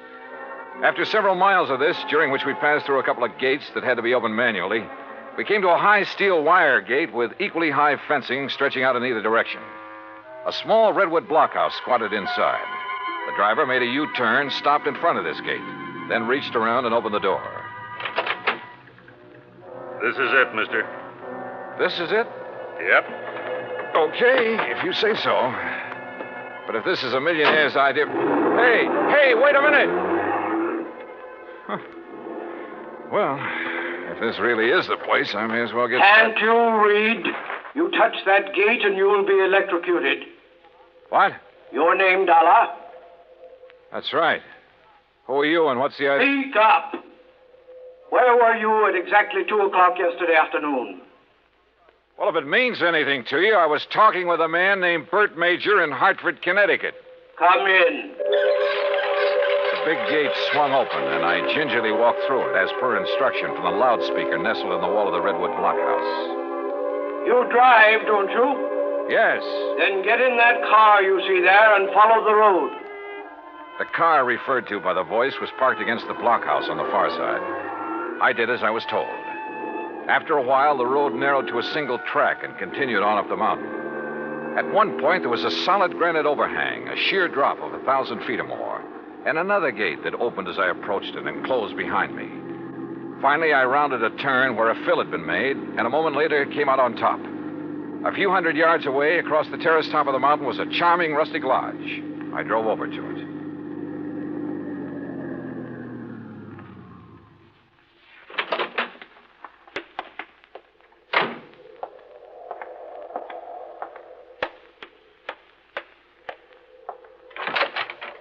Good morning, Mr. Dollar. Mr. Billings? Come in, come in. Hearing about this man was strange enough. Seeing him was even more of a shock. About 5'2", flashing gray eyes, bullet bald. He was wearing a baggy old jacket that hung nearly to his knees. This way. I want you to see my view of the lakes below. Well? Beautiful. What was that? I said beautiful. Yes, it is. Now, Mr. Major has informed you of the insurance on my diamonds, which disappeared 2 nights ago. Yes, sir. He told me that... Speak up! He told me you insured $2 million worth of diamonds against theft by persons or things unknown on this earth. Exactly. And I wish to collect from your company on that basis. Well, Tell me, where did you keep them? Right here on this table in front of the window, right here. You mean to say you didn't lock up such valuable property? Mr. Dollar, let me show you something. Look here, on my control panel. Do you recall the series of gates you passed through after leaving the main road? Yeah, very well. Well, by means of my electronic devices, I followed your progress every inch of the way. Well, I'll be darned. I watched your arrival at the main gate on this video screen. Ingenious, eh? That's putting it mildly. What did you say? I say that's putting it mildly. Yes. As I'm sure you noticed, this mountaintop is completely encircled by a 12-foot electrified fence. Between it and the inner fence is a maze of photoelectric cells. This panel controls floodlights with which I can cover every inch of ground between the 2 fences. These viewers are geared to the floodlights. All of this equipment is automatically activated on contact. In short, Mr. Dollar, I can detect and follow any person or thing which moves through or between these 2 fences. Anyone who knows electricity could cut your fences and come right on up the road. I did not say this mountaintop was impregnable. I said no one could reach it without my knowledge. Why did you take out such limited insurance on your diamonds, Mr. Billings? I've made my money by leaving nothing, absolutely nothing, to chance. Now that man has projected objects into outer space, it is reasonable to assume that other planets may be ahead of us in technical endeavors. Diamonds would be of tremendous value to an unknown civilization. Well, look, how do I know this is not just an elaborate scheme to collect $2 million? A fair question, Mr. Dollar. What would prevent you from hiding those diamonds somewhere on this mountain? I should consider that question an affront to my integrity, but under the circumstances, I do not. I simply defy you to find them. Then what's your explanation of their disappearance? I have none. And unless you find one, I intend to collect from your company under the terms of the policy. Mr. Major mentioned the chief of police in Lakeview. Do you mind if I talk to him? Andy Prentice? Not at all. I have a direct phone to his office and he's home. Would you care to talk to him now? No, thanks. But I would like to use your car. By all means. I'll open the gates for you on your way down. Just one point. There must be no publicity on this matter. Understood? Mr. Billings, if I can't prove that your diamonds were taken by a person, those space cats are going to get a lot of publicity. Act 3 of yours truly, Johnny Dollar, in a moment. And now, Act 3 of yours truly, Johnny Dollar, and the Diamond Dilemma Matter. While I drove down the mountain with gates electronically opening and closing behind me, I did some thinking. Billings had bought and paid for his privacy at tremendous cost. I couldn't see any loopholes in the setup. Yet, the diamonds had disappeared. 45 minutes later, I pulled up in front of the police station in Lakeview. Obviously, I was expected by the chief of police, Andy Prentice. Hello, Mr. Dollar. My name's Prentice. Mind if I join you? No, hop in. Just cruise down by the lake. I'm sure you want this to be a private conversation, too. Good idea. Well, what's your opinion on the diamonds? Well, I don't know who took them, but I'll tell you one thing. I don't believe it was some thing or somebody from outer space. Well, how would you get through all those electrified fences, photoelectric cells, floodlights, and closed-circuit viewers? Yeah. Well, what's your opinion? I'm as practical and logical as the next fella. If a human being couldn't get to Mr. Billings without his knowledge, and he'd call me the moment somebody tried, well... Oh, sure. Spaceman. Well, what else? I noticed one thing, Chief. He's a little hard of hearing and doesn't wear a hearing aid. He doesn't need one. Just turns up the volume on all that electronic stuff he has around him. Well, suppose someone parachuted onto the top of that mountain. How would he get out? Man could dig under those fences. That would leave evidence, and I've been over every inch of the ground. I've even thought of the expert pole vaulter idea. No sign. Nothing makes any sense. Yeah, I see what you mean.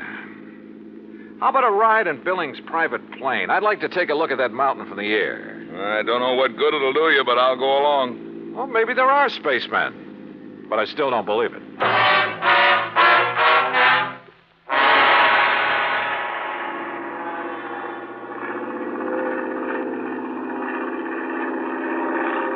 We're coming to it now. See the road winding up? And there's the lodge. Yeah. I asked the pilot to circle around the top as close as the air pockets will permit. Good. Chief, have the pilot drop down just below the top and steer a course between the two fences all the way around. Whatever you say. Oh, pilot! For the next few minutes, I studied the top of that mountain from all possible angles. The road leading up to it, the terraces, the lodge itself.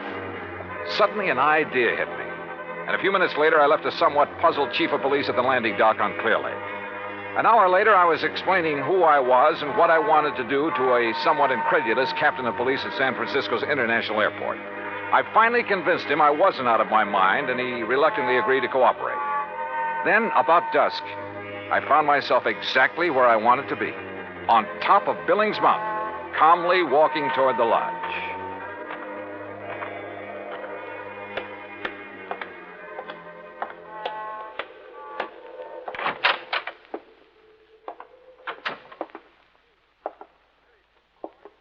Good evening, Mr. Billings.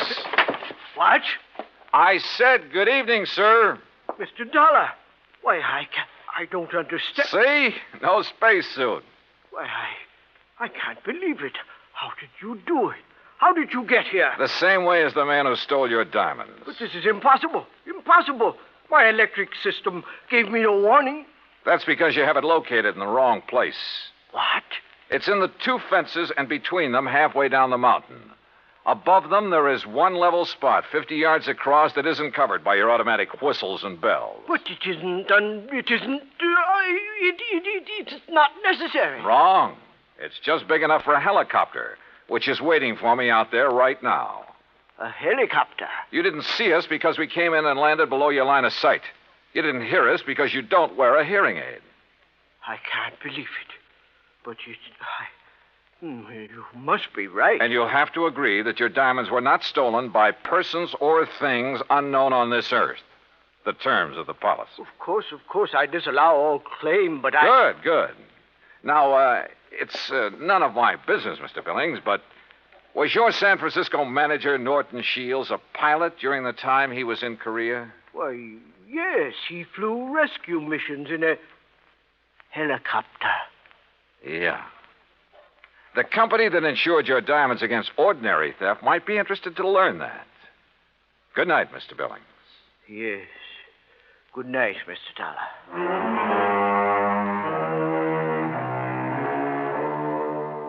You know, in some ways, I felt sorry for him. He'd spent millions of dollars to insure his diamonds and his privacy. Came a real showdown, and it turned out he had neither. Oh, he'll get his diamonds back, sure, and probably buy some more. But privacy, with or without money, is a pretty hard thing to come by. At least in this man's world. Expense account total, including incidentals and transportation back to Hartford, $284.30. Yours truly, Johnny Dollar.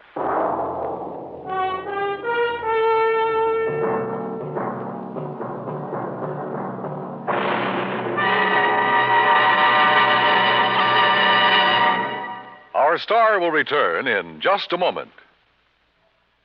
Now, here is our star to tell you about next week's story. Next week, a moth, a tiny moth, solves a case involving our national security. Join us, won't you? Yours truly, Johnny Dollar.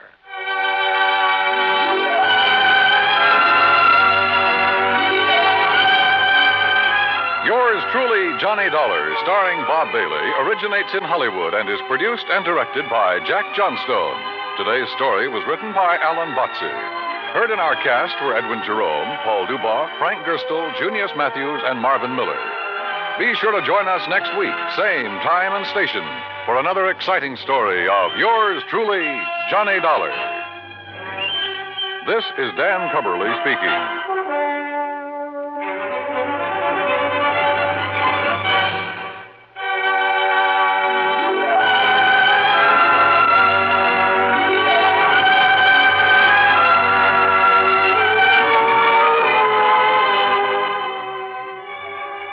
This is the United States Armed Forces Radio and Television Service.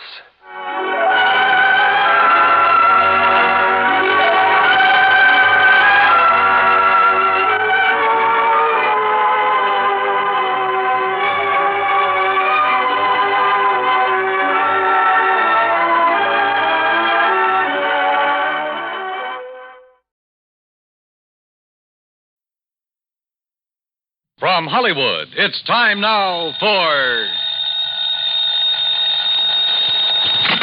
Johnny Dollar. George Reed here, Johnny. Well, George, I'm really glad to talk to you. Oh? Why do you say it that way? Because every insurance case I handle for that company of yours pays me a nice fat fee.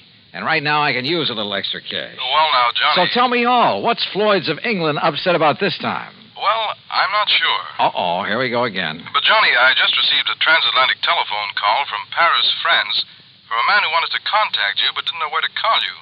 And he identified himself only as Le Chat Gris. Oh? Le Chat Gris? It's French, Johnny. No. And I believe it means the gray cat. Yeah. And George, the name fits him. You know him, then? His real name is de Marsac. He probably knows more about the dark alleys and back streets of Paris. Oh? Yeah, and about the people. In other words, the underworld. What did he call about? He mentioned the Blue Madonna. The what? It's a painting, Johnny, a small oil painting by a modern artist named Vincent Bardot. It's owned by Mr. Kingsley Holland down in Philadelphia. Yeah? It hangs in the Gavin Galleries, and we've insured it for $12,000. Well, what did he have to say about it? Only that you're to call him. His number there in Paris is Orleans 57722. Uh-huh. That he has some very interesting information for you about that painting. Oh, sure. That he'll be glad to give me for a price. Exactly. I can't for the life of me figure what his interest is in it. If there were anything amiss, I'm sure the gallery would have called me. George, if you knew that character as well as I do, you'd okay my expense account without even looking at it and be willing to pay me that big fee I was talking about. What do you mean? Want to make a bet? What kind of a bet? I'll give you odds of 10 to 1 that whatever's hanging in that gallery down there in Philadelphia is not the Blue Madonna. What? Now, look, Johnny, good heavens. George, I'll be talking to you.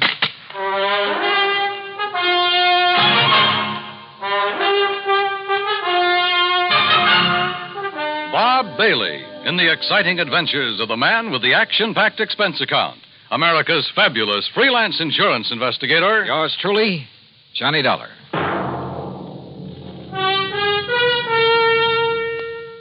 And now, Act One of yours truly, Johnny Dollar.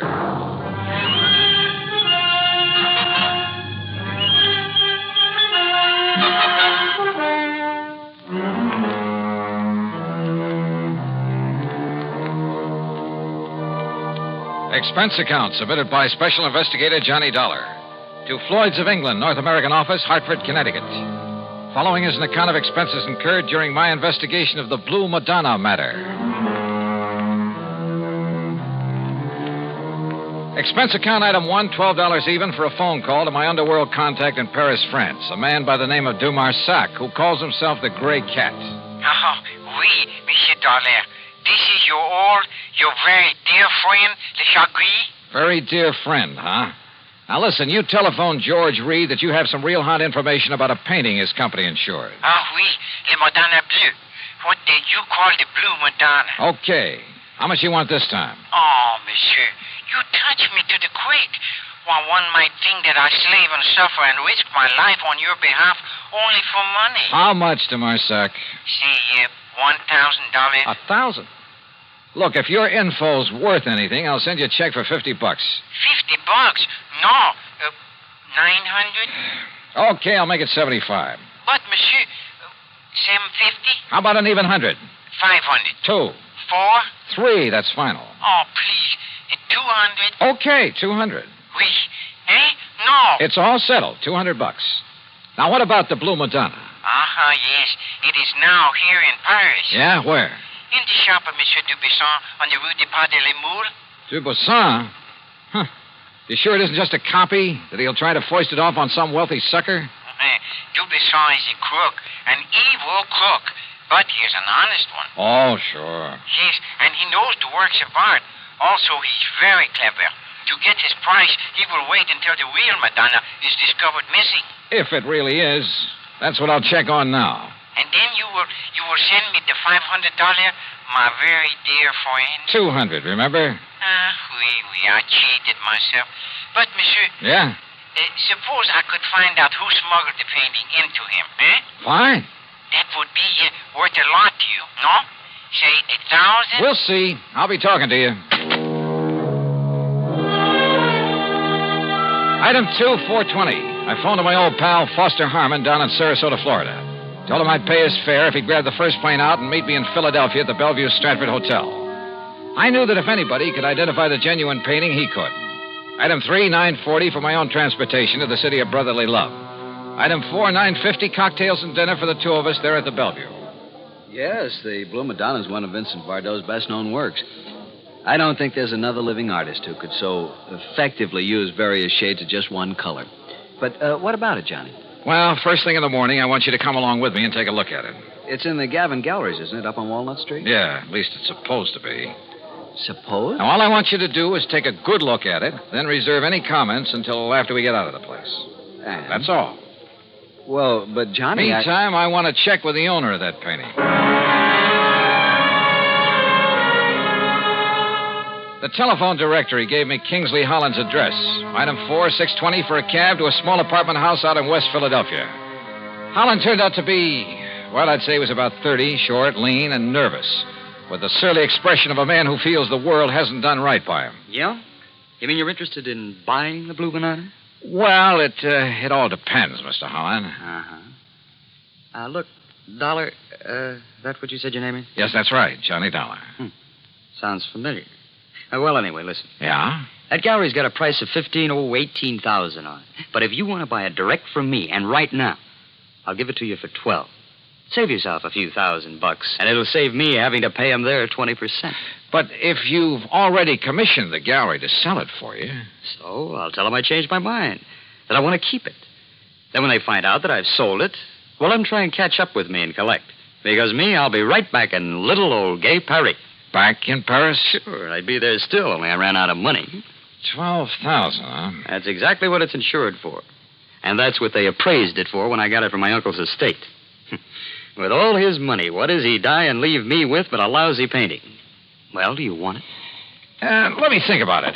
I'm staying at the Bellevue Stratford. Sure. Just don't tell them at the Gavin Gallery about our little deal, huh? What those crooks don't know won't hurt it. Crooks? You think for a minute all that stuff they've got laying around the place is genuine? But the Blue Madonna is. You're sure? Huh? What do you mean by that? Just stick around, Mr. Holland. Any reason why I shouldn't? I don't know. Is there? Now, wait a minute, Dollar. I'll be in touch with you. Act two of yours truly, Johnny Dollar, in a moment. Now, Act two of yours truly, Johnny Dollar, and the Blue Madonna Matter.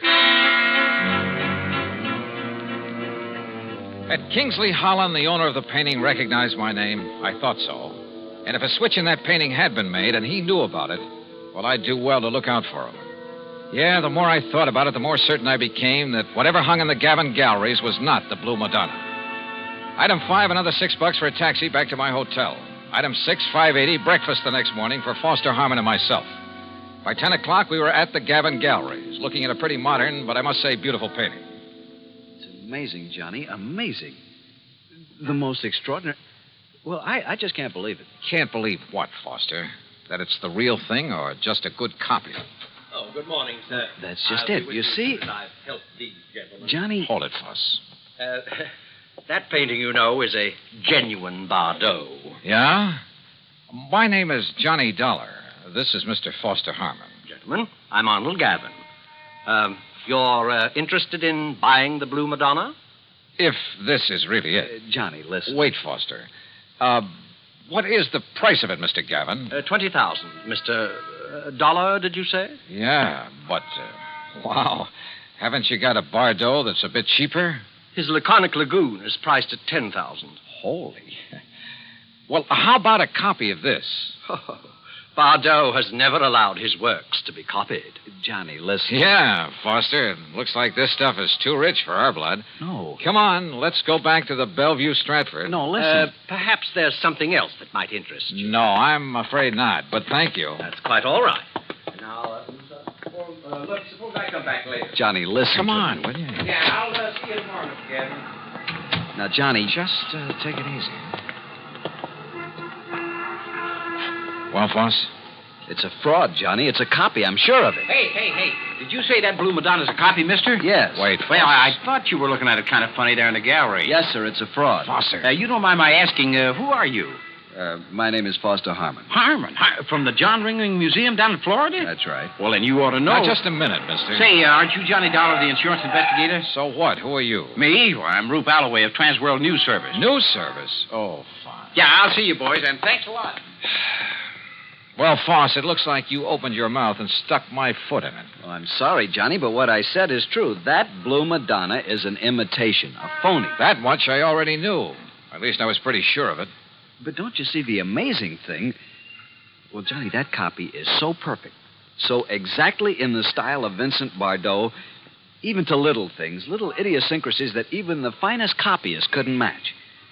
Certain minute details about an artist's work are as distinctive, as impossible to copy as a man's own fingerprints. Yeah, well... What I'm trying to say is that if I didn't know every brush mark on the original... Okay, Foss, forget it.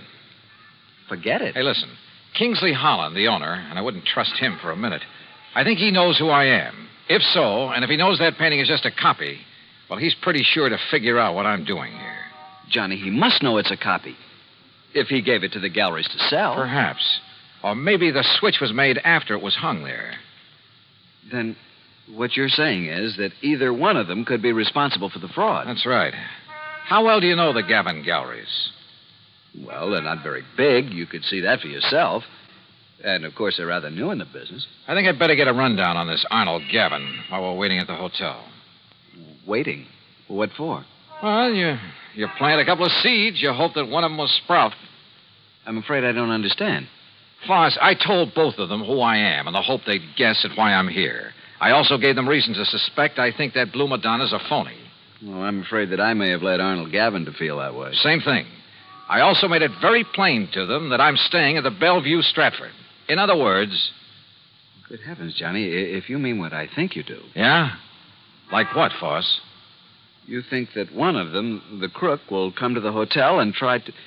Well, don't you see, Johnny, knowing that you're on to him, he might try to kill you. Can you think of a better way to bring him out in the open? Johnny... Come on, let's get back to the hotel. And wait.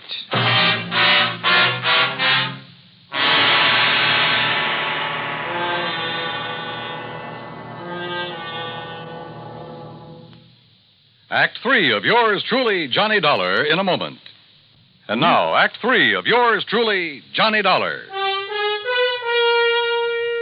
After all, there was no reason to drag Foster any further into this mess, although I knew he'd be game to see it through. So I paid him for all his expenses. That's item 7, 151 even, and sent him on back to Sarasota. Item 8, 10 cents for a phone call to Sergeant Jerry Hawkins at police headquarters.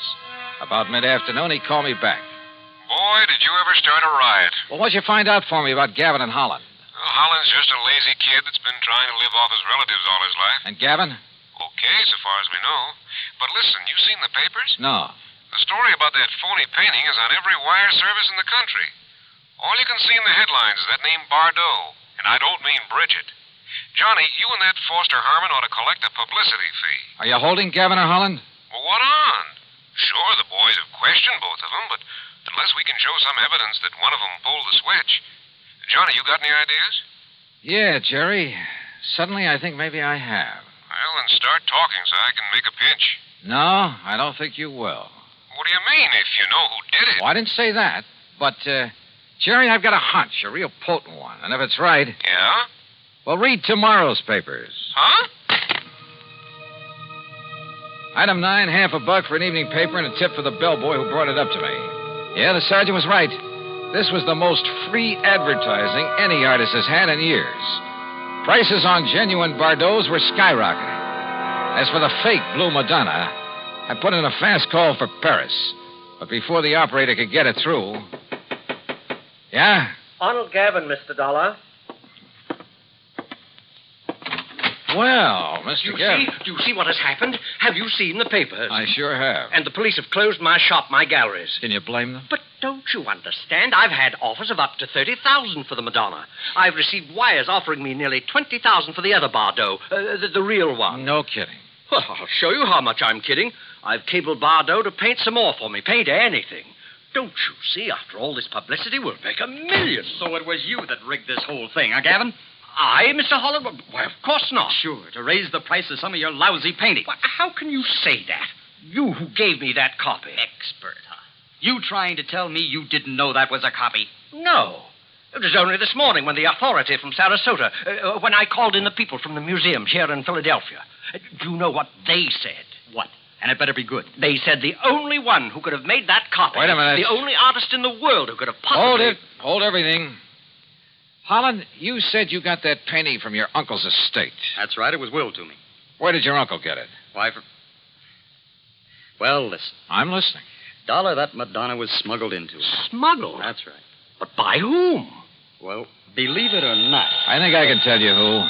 And if this is my call to Paris, well, maybe I can even tell you where he is now.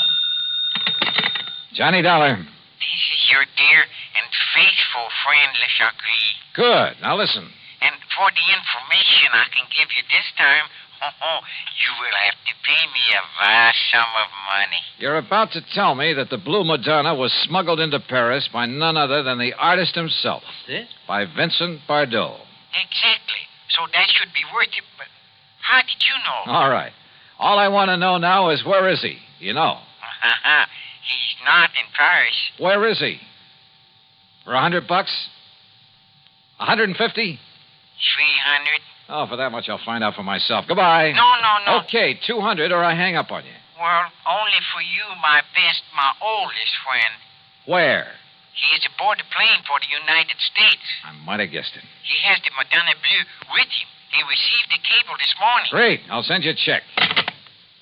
You hear any of that, Mr. Gavin? Holland? Well, yes, but I'm afraid I don't understand. Oh, I sure don't. Then maybe this call will help you.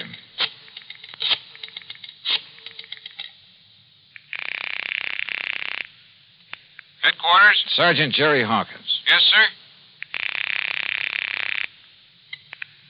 Sergeant Hawkins. You can have the boys in New York pick him up or wait for his plane to arrive here in Philadelphia. Johnny. If you're sure you really have any charges against him. What? Yeah, he's on his way in from Paris. The guy who painted the copy of the Blue Madonna. Or maybe this is really the original over here. Huh? Well, at any rate, he'll have the other copy with him. So do you want to tell the papers or shall I? Look, will you make sense? Oh, and his name is Bardot. Bardot? That's right, Vincent Bardot. Well? You mean that he painted two of them? Sure, with probably something like this in mind. But I can't And believe... look what it's done for him. Put him on the map. Anything he paints now will net him a fortune. And I don't think you'll suffer particularly either, Mr. Gavin. Well, no. As for you, Holland, well, you'll get a lot more than you thought for that painting of yours. Man, what a fast. Sure. But you know something? What, Mr. Dollar? I just wonder if Lachar Gris was in on this thing with him from the beginning. Lachar Gris? So help me, I wouldn't put it beyond him.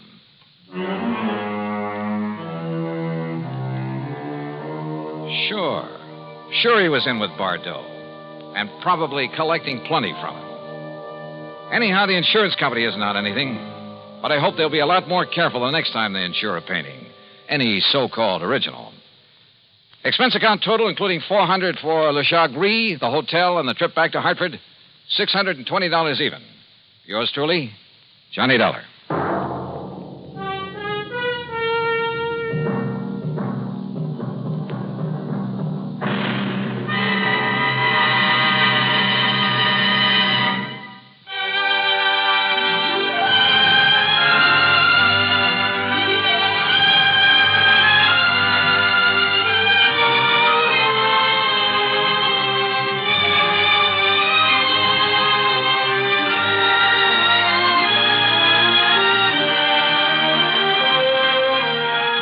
Yours truly, Johnny Dollar, starring Bob Bailey, originates in Hollywood and is written, produced, and directed by Jack Johnstone. Heard in our cast were G. Stanley Jones, Forrest Lewis, Harry Bartell, Joseph Kearns, Bert Holland, and Byron Kane. Be sure to join us next week, same time and station, for another exciting story of yours truly, Johnny Dollar.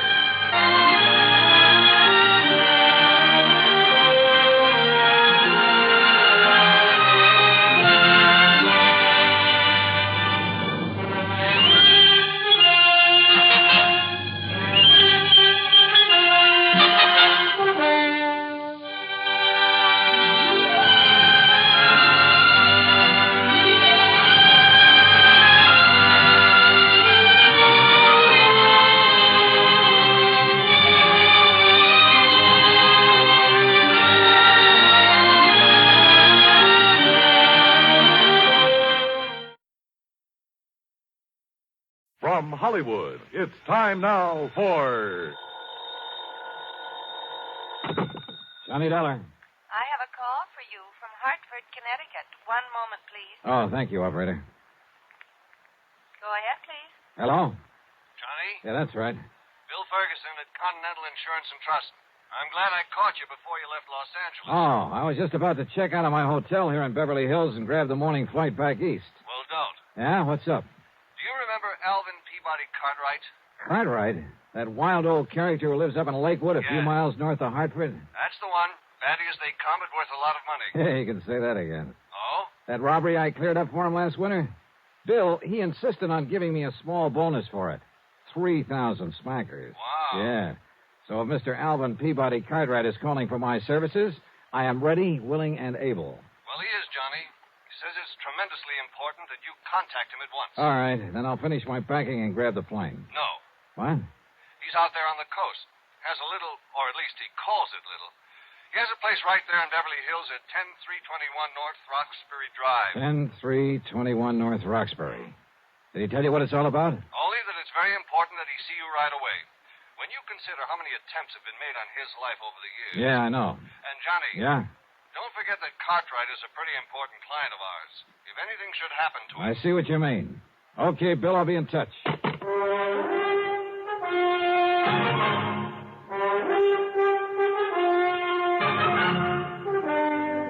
Bob Bailey in the exciting adventures of the man with the action-packed expense account. America's fabulous freelance insurance investigator. Yours truly, Johnny Dollar.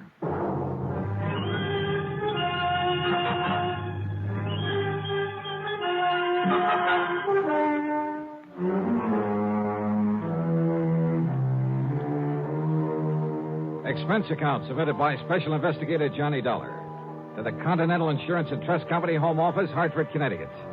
Following is an account of expenses incurred during my investigation of the life at stake matter.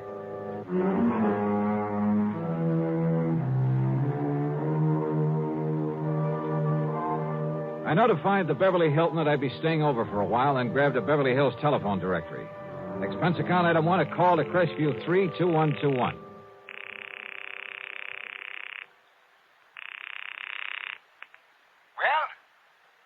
Well? Mr. Cartwright? Cartwright? Yes, sir. Cartwright, huh? Well, that's very interesting. I beg your pardon? What's the matter? Don't you hear good? I said that's very interesting. You see, my name is Cartwright, too. No, you misunderstood. So, what can I do for you, Mr. Cartwright? Listen, will you? This is Johnny Dollar. Dollar! Oh, now, what's the idea of trying to confuse me that way?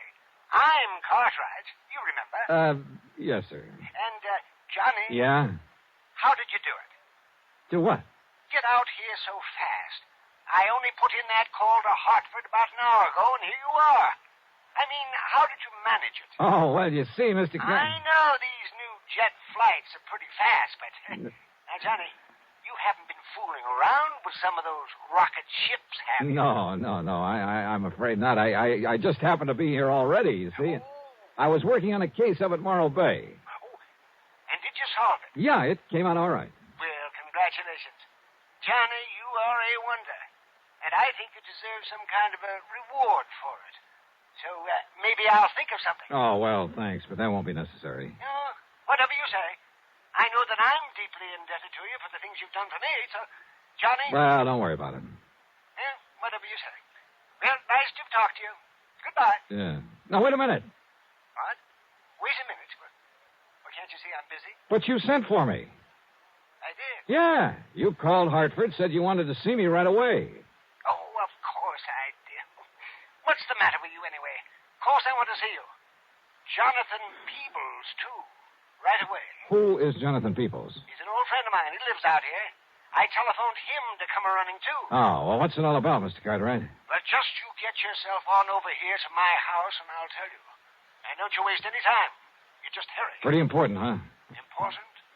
It's vital. Well, is somebody threatening you, something like that? I said it's important, Johnny. And I mean important. Okay, Mr. Cartwright. I'll be right over. Hurry, Johnny. Please. Yes, sir.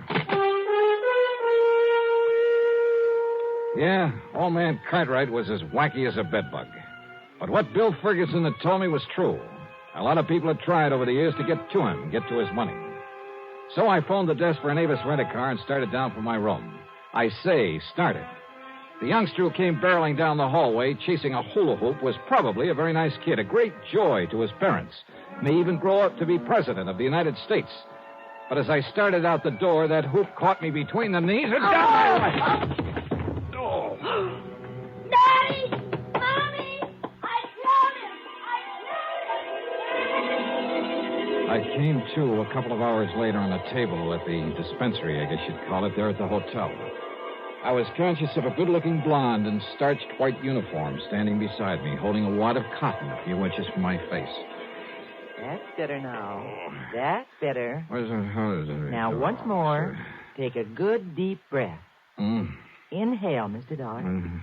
Yeah. What? It's just smelling salts. You had quite a bang on the head. Yeah. You should see what you did to that metal door panel. When the child's parents say that if there's anything they can do, they... No. Nurse, where's my coat? Oh, here. But you ought to rest a while. No, sorry. I gotta get out of here. And thanks. I dashed out to where my rental car was waiting for me and drove to the address on North Roxbury Drive in a wealthy section of Beverly Hills. A beat-up touring car that must have dated back to the early 30s was parked in the driveway. The front door of the house stood wide open. Mr. Cartwright! Mr. Cartwright! Oh, hello. Is that you? He isn't here. What? Are you Mr. Dollar? Are you Mr. Dollar? Yeah, that's right. I'm Jonathan Peebles, Alvin's friend, and... Oh, Mr. Dollar. Yeah. What's the matter? He's gone. Something's happened to him, and... Oh, Mr. Dollar. Well, yeah? Well, from what I saw, from what I've found around here... Oh, Mr. Dollar, he's been murdered. He what? I'm sure of it. He's been murdered.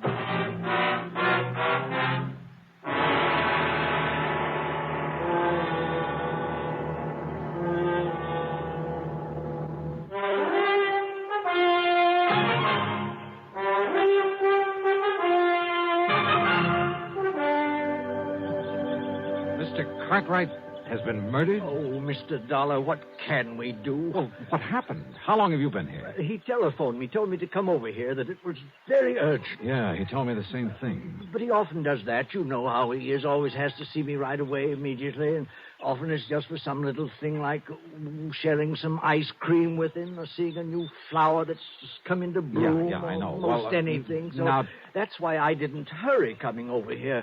And anyhow, Betsy doesn't like to be pushed. Who is Betsy? Well, that's my nice old car that's parked out front. Didn't you see it? Oh, yeah, sure. I named it Betsy after an old white horse I used to have when I first came to California. I see. A wonderful horse.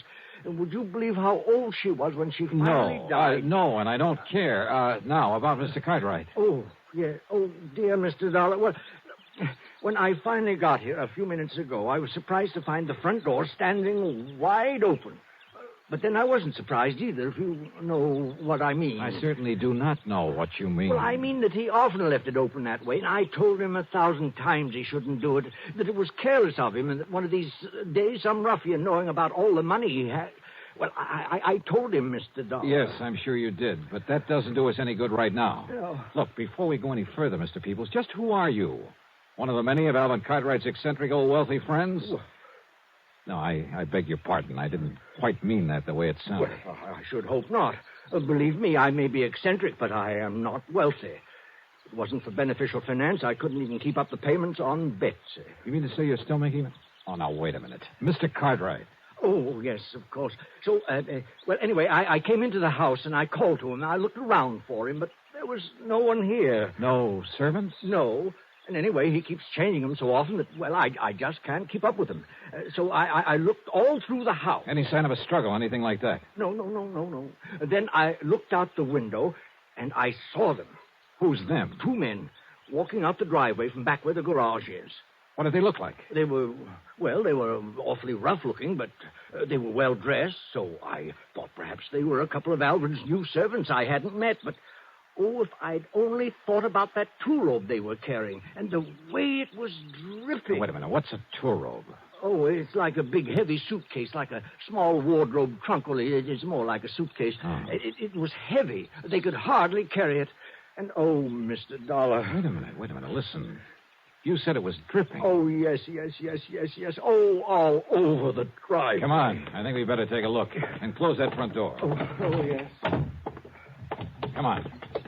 These men were coming from the garage. That's right, yes. But Alvin doesn't have a car, so what could they be doing there? Is that where he kept his old luggage? Yes, and the frozen food locker and some garden tools. Oh, there. Now, look. Yeah, I see. Oh. Good Lord. Oh, yes, it's blood, isn't it? Yeah. Oh, they killed him, dismembered him. Then, oh, Mr. Dollar.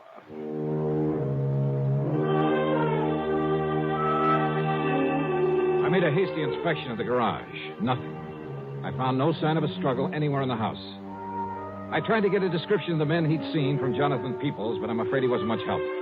And yet, with that funny mind of his... Oh, dear Mr. Dollar, I'm afraid I'm so distraught that I just can't remember it all. All right. Poor Alvin. Now, look, they must have had a car, Mr. Peoples. Did you notice a car out front? Car? Why, yes, I did. All right. Can you describe it to me? Yes, it was a touring car in 1931. Oh, no, that's my car, I'm thinking. Oh, great. But there was another at the end of the driveway. And, Mr. Dollar, I've seen that car before. What kind? Well, it was a 4-door sedan. It was a big car. Yeah? It was silvery on the sides and a cream color on top, like vanilla ice cream. You know the make? And the license number was CFU160. Good. You're sure of that? Oh, I never forget things like that. And you say you've seen it before? Many times. Where? At the dock. Where? At the Malibu dock. That's where he keeps the Alpi car. Where? Who keeps the what? Where Alvin keeps the Alpi car, his yacht. Alpi car. Alvin P. Cox. Okay. It's a pretty slim lead, but come on.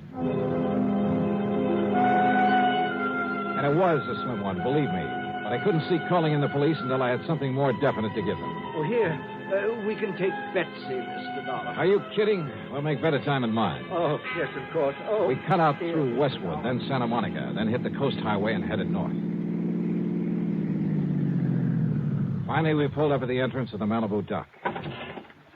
Look, That's the car I told you about, parked there at the side. Yeah, and it looks like coming here may pay off for us. But the boat, the Alfie car, it isn't at the mooring.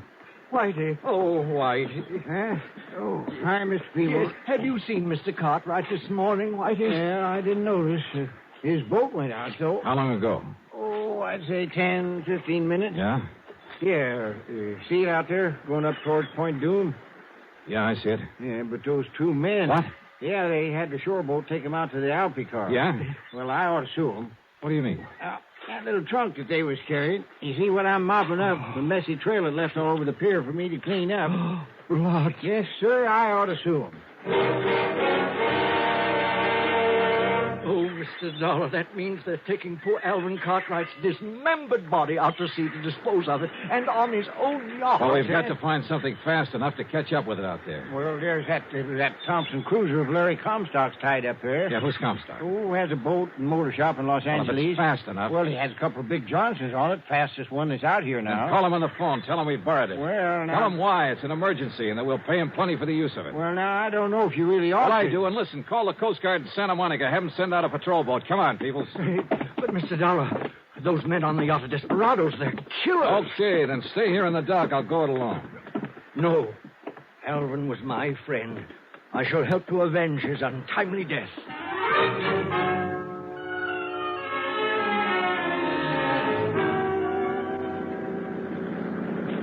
Maybe I should have left him behind. Of course, I had a gun with me.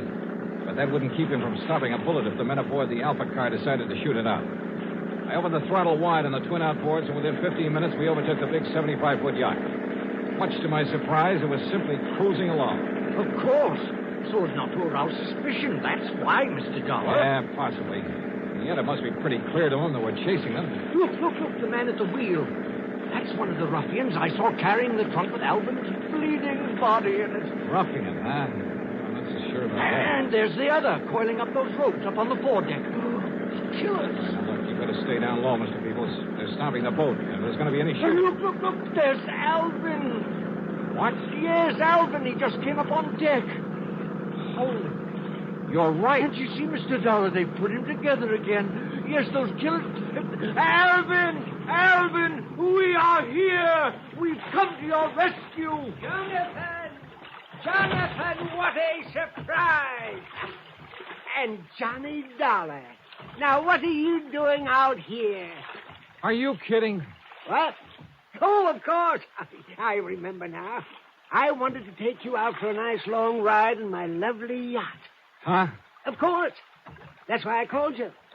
Johnny, I think you deserve something nice like this for all the good work you've done. And since you've done so many fine things for me over the years, I decided I should take you on a nice long cruise.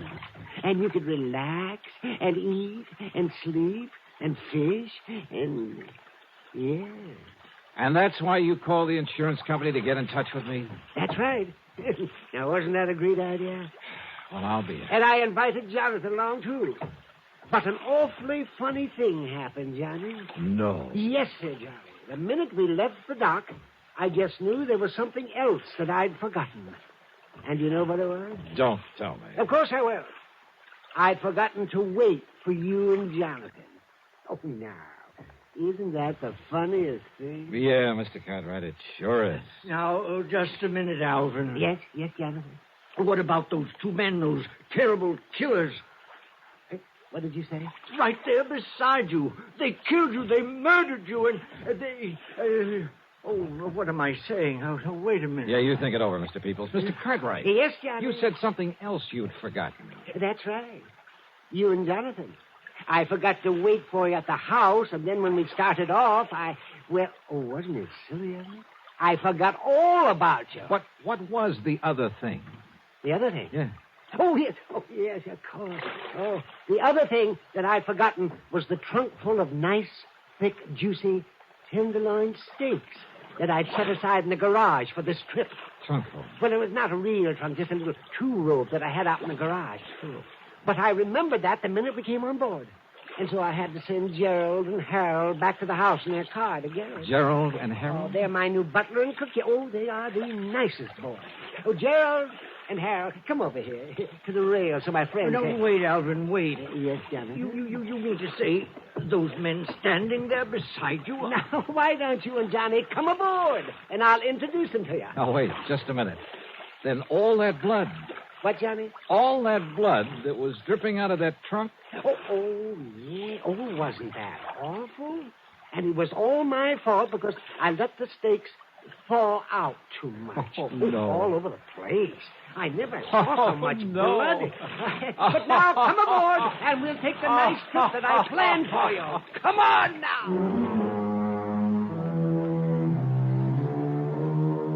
Hey, you know something? It's crazy. It's wild. But it does my heart good to get tangled up in something like this sometimes. Helps keep away the ulcers. As for the expense account, forget it. Alvin Peabody Cartwright shoved a check into my hands before I left that would cover the expense account a dozen times over. As for Larry Comstock, the man whose boat I'd appropriated, well, when he heard the story of what had happened, he wouldn't accept a penny for it. So, that's that. Yours truly, Johnny Dollar.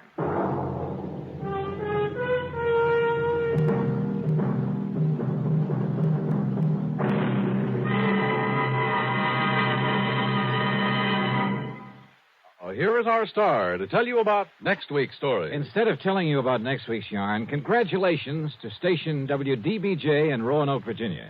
35 years on the air. Pretty good, huh? Yours truly, Johnny Dollar.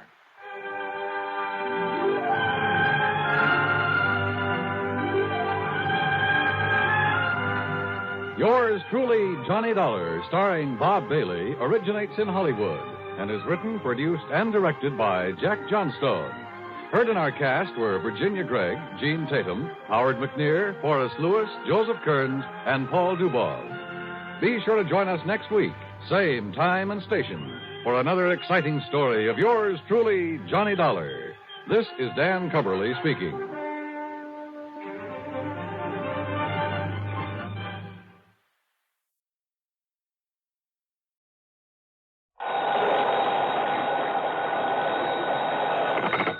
Johnny Dollar. This is the Milford Advertising Agency in Denver, Colorado, Mr. Dollar. Advertising agency? Mr. Horace W. Milford would like to speak with you. Hold on, please. Hello, Dollar. That's right, Mr. Milford. Yes, can you come out here to Denver to see me right away? Well, now, look, sir, if you're interested in buying commercial time on my weekly radio program, you'll have to contact CBS Radio in New York. No, Dollar. This is a purely personal matter that I wish to see you about, that I must see you about. Well, I'm sorry, Mr. Milford, but unless there's insurance involved... Well, yes. Yes, there is. The same company that's insured my life. One of the outfits I work with? Tri-Western Life Insurance Company? Yeah, that's one of my clients. Well, then, please, come out here right away. Well, I'd better check first with the company and get their authorization to... What was that? No, by all means, do not contact the insurance company. Not yet. Well, there's a little matter of my expense account. That will be taken care of, most adequately. Okay, whatever you say. Now, what's this all about, Mr. Milford? Mr. Dollar, here on the phone, I can only tell you it's a matter of preventing... Yeah? Yes? Of preventing a murder.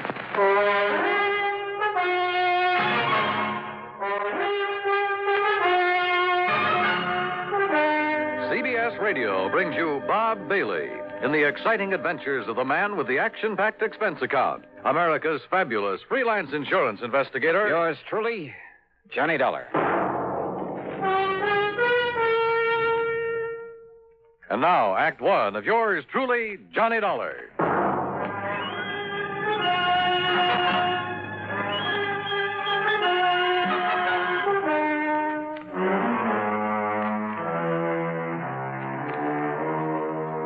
Expense account submitted by Special Investigator Johnny Dollar to Mr. Horace W. No, to the Tri-Western Life Insurance Company. You'll see why later on. And following is an account of expenses incurred during my investigation of the hired homicide matter. Expense account item 1, $77 plane fare. The big mainliner took off from Bradley Field in Hartford at 8:25 p.m. and set me down at Stapleton Field in Denver at the ungodly hour of 3:35 a.m. Item 2, $5 for a cab into the Brown Palace Hotel, where I added some sleep to the few hours I'd had aboard the plane. Breakfast was item 3, $1.50.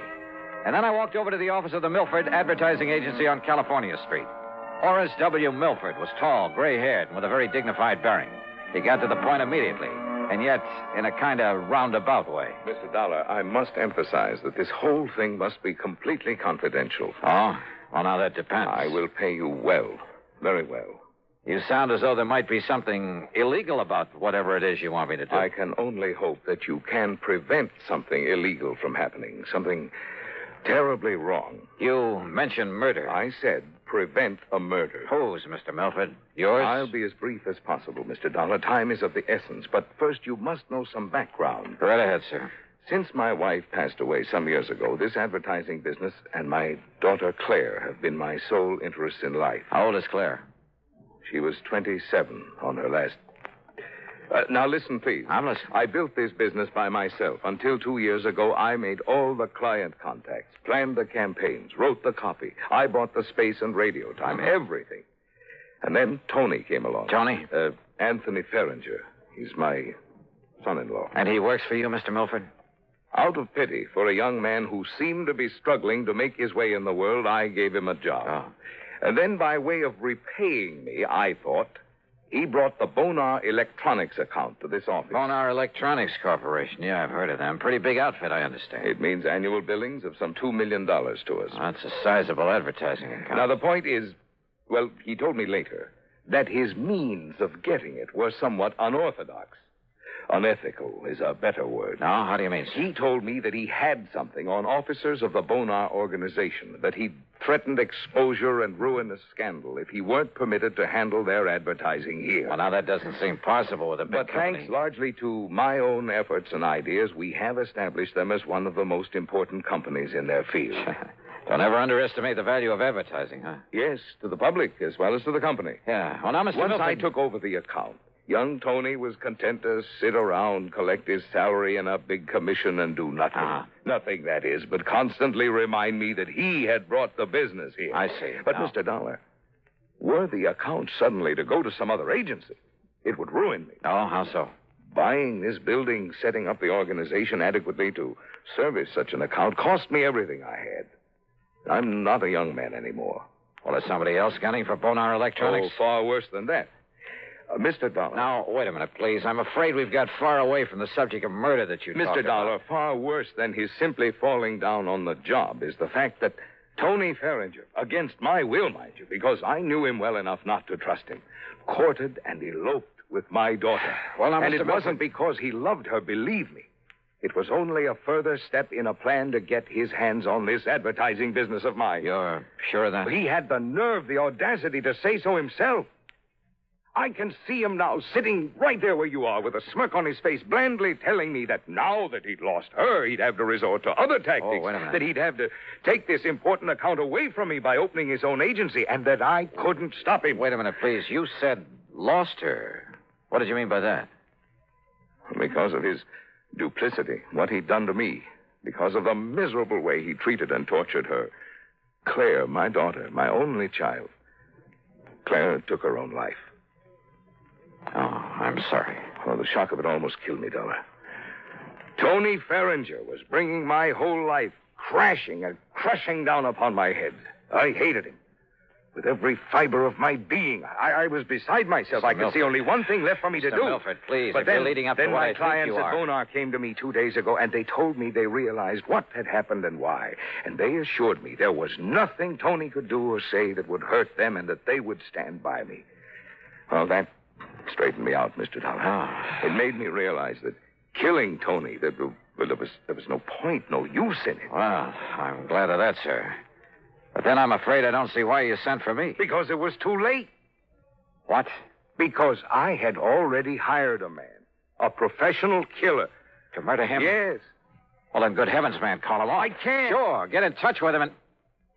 What do you mean you can't? There's no possible way for me to reach him, contact him, until after he's murdered Tony Ferringer.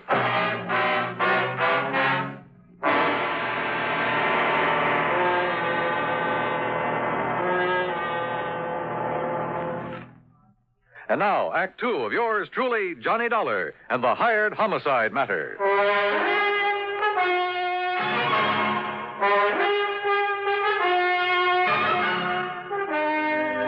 Now, wait a minute, Mr. Milford. You mean there's no way to reach this hired killer to call him off, to tell him not to murder Tony Farringer? No, none whatever. But look here, you can't just Mr. stand... Dollar, when the only thing I wanted in life was to see him dead for all the terrible things he did to me and to my daughter, I went about arranging it very carefully. How? By means I don't need to go into here. I finally established a contact in the underworld here in Denver. Sort of a stool pigeon, I suppose you'd call him. A man named Eric Blinker. Yeah? For a price, Blinker had the killer contact me at my home. Do you know the name of this killer? Well, he only told me that if he felt it necessary to phone me or to contact me in any way before the job was done, he would identify himself as Blackie. Oh, great.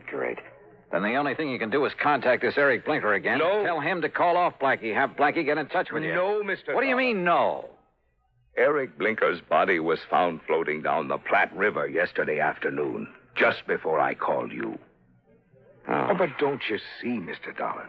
Unless we can somehow contact this Blackie, he'll go ahead with the murder. The murder I arranged. It must not happen. All right, how much do you know about Blackie? What does he look like? I don't know. But you just finished telling me that he called on you to make arrangements for the killing. He came to my home at night. He insisted on talking to me from outside a window where I couldn't see him. I couldn't see him. All right, did you give him any money? $5,000 in cash. Marked? Huh? Marked bills? No. Oh, fine. Well, he said that if any of the money was marked in any way, that he would know about it and that he wouldn't hesitate to kill me. All right. When was he to do the job? He would only say by the end of the week. And this is Friday. This is Friday. And you can't give me anything to go on to find this man, Blackie? Nothing, unless he calls. Well, if that happens, you don't need me. Mr. Milford. Yes? Have you told Tony Farringer anything of this? Good heavens, Dollar, you don't know the man. Can't you see what would surely happen if I did? He would bleed me for everything I have. Me, accessory to a plot to murder him. Don't you see what that means? Yeah, sure I do. And if you were to call in the police, it would be just as... Oh, yeah, Mr. Milford, you've really stuck your neck in a noose. Somehow you've got to get me out of this. You? What about Tony? Right guy or wrong, he's the one who's going to be killed. Well, I meant stop this thing. I don't want his blood on my hands, not anymore. Somehow you've got to stop this killing. Oh, yeah, sure, great. But how? You got any good ideas? Hey, a phony telegram, something like that. What? Yeah, some kind of a message telling Tony to get out of town. But if it weren't to reach him soon enough, or if he were to disregard it. If you were to go to the police. Oh, I'd sooner kill myself. I might as well. Or contact them. An anonymous warning, maybe. There is only one place from which Tony Farringer might expect trouble. From me. Mr. Milford. Well... Oh, I don't know. So help me, I don't know. I'm not even sure you deserve help after what you've done. I beg you, Mr. Dollar. Hey, you told me on the phone there's insurance involved in all this. Well, when he first came with me, Tony had his life insured. He named some distant relative as the beneficiary. Through Tri-Western Life? Yes. But he didn't even name Claire in it when he married her. Yeah, well, that's beside the point now. Do you have an idea, Mr. Dollar? Is something, is some way... No. I was just thinking it's not only your neck I've got to look out for now, but I got to keep the insurance company from having to pay off on Tony. You could watch over him. Oh, yeah, sure. Sit on his lap for 24 hours a day without his knowing it? Where is he now? I don't know. Well, where does he live? Well, then you will watch over him. We'll see. Scribble down his address and phone number for me. Oh, yes, of course. He lives at 425. Now, what does he look like? About the same height and weight that you are. Here. Very good. 425. But his hair and complexion are somewhat different. Tony! That's right, Papa. And who are you, mister? I take it you're Tony Farringer. That's right. Oh, Tony. Oh, listen, you old fool. I just found out you spoiled my chances of starting my own agency. That you can't bone our electronics into staying with you. No, it's because you lied to me about the way you got us that account. Oh, but so Tony, you finally caught on. Tony, will you listen to me? You listen to me. I'm not going to let you get away with this. Please, Tony. Or maybe you will. Maybe I can't stop you. But believe me, you're going to pay me plenty. Tony, will you please... Why? I haven't figured it out yet. But you'll pay me, Papa. Just remember that. Wait. Oh, dear. I don't know. I don't know what to do. Just keep your shirt on, Mr. Milford. Yeah. What? Yeah. And wish me luck.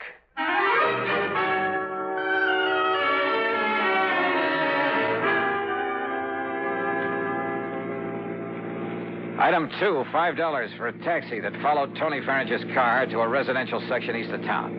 And sure enough, he pulled up in front of his own home. Maybe the crazy idea that I'd suddenly got back there in the office would work. Driver. Yeah. End of the line. Pull around this corner and stop.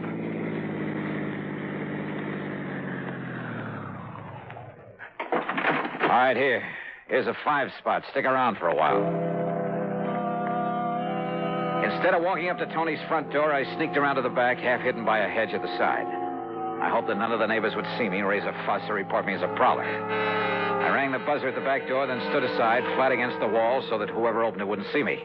I hoped. Yes? Yes?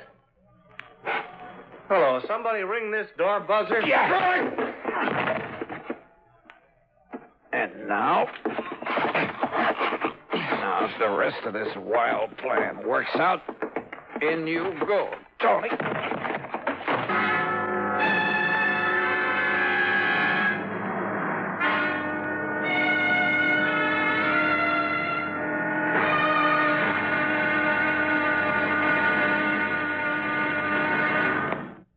And now, Act 3 of yours truly, Johnny Dollar.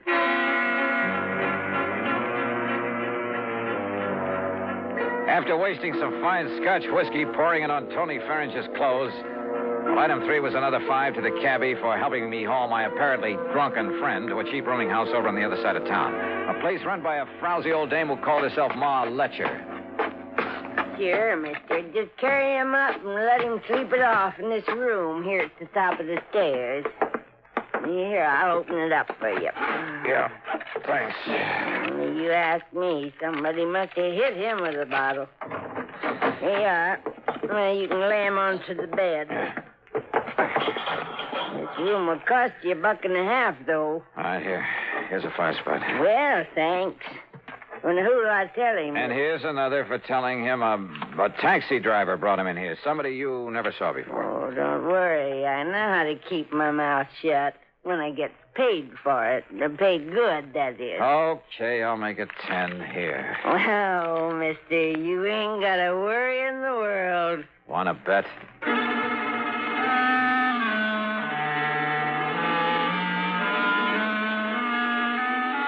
Item 4, $1.10 for another cab back to Tony Farringer's house. Again, hoping none of the neighbors would see me, I let myself in the back door with a key I'd taken out of his pocket. I figured all I could do now was sit around and wait until the killer showed up. But as I walked through the doorway into the living room... Just hold it. And don't turn around, mister. Hands up high. Blackie? That's right, Blackie. Well, carrying a gun, huh? No, don't turn around. Just walk over to that bench now and sit down. The piano bench. There, in front of you. Now, look, if you think I'm Tony Farringer... Sit down. Now, keep facing that way. Well, I suppose I haven't got much choice. I know you're not Tony, but you know who I am. That means you know what I was hired for. That means you know too much. All right, now listen, Blackie. Face front. I was afraid Eric Blinker might talk, but I didn't dump him in the river soon enough. And listen. I'm listening. You think I won't get Tony? Well, you're wrong. I saw you take him into that crummy rooming house. I saw what you did to him, too. He won't be moving out of there for a while. That means I have plenty of time. Hey, Blackie, so, listen. mister, I hate to do a killing without getting paid for it. But as long as you know so much, well, I'm afraid you don't give me much choice, do you? Are you talking for your own amusement? I'm giving you a chance to say your prayers, if you still know how. Hey, Blackie, look, Face we can... front. Well, what difference does it make? What? If I should see you, I mean. If you're going to kill me... Let's just say I prefer it this way. Are you ready? Are you kidding? You think you're going to get away with this? I'm absolutely sure of it. And I asked you, Do you think I'd come here looking for you without taking precautions? I think you've said enough. Now, do you feel this gun in the back of your head? I could tell by his voice that he stood directly behind me. I put my right heel tightly against the leg of the piano bench. And then as I felt the cold muzzle of his gun against the back of my head, I suddenly dropped to the floor, kicking the bench against his legs.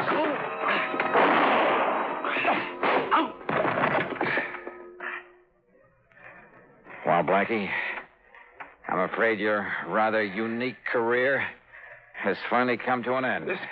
Listen, if you... Down, boy. Down!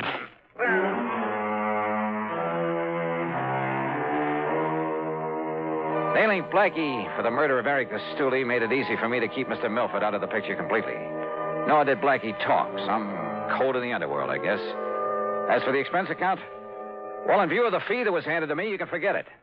Tony Farringer, incidentally, never did quite know what happened to him. Now, will somebody please give me a nice, clean case to work on? Yours truly, Johnny Dollar.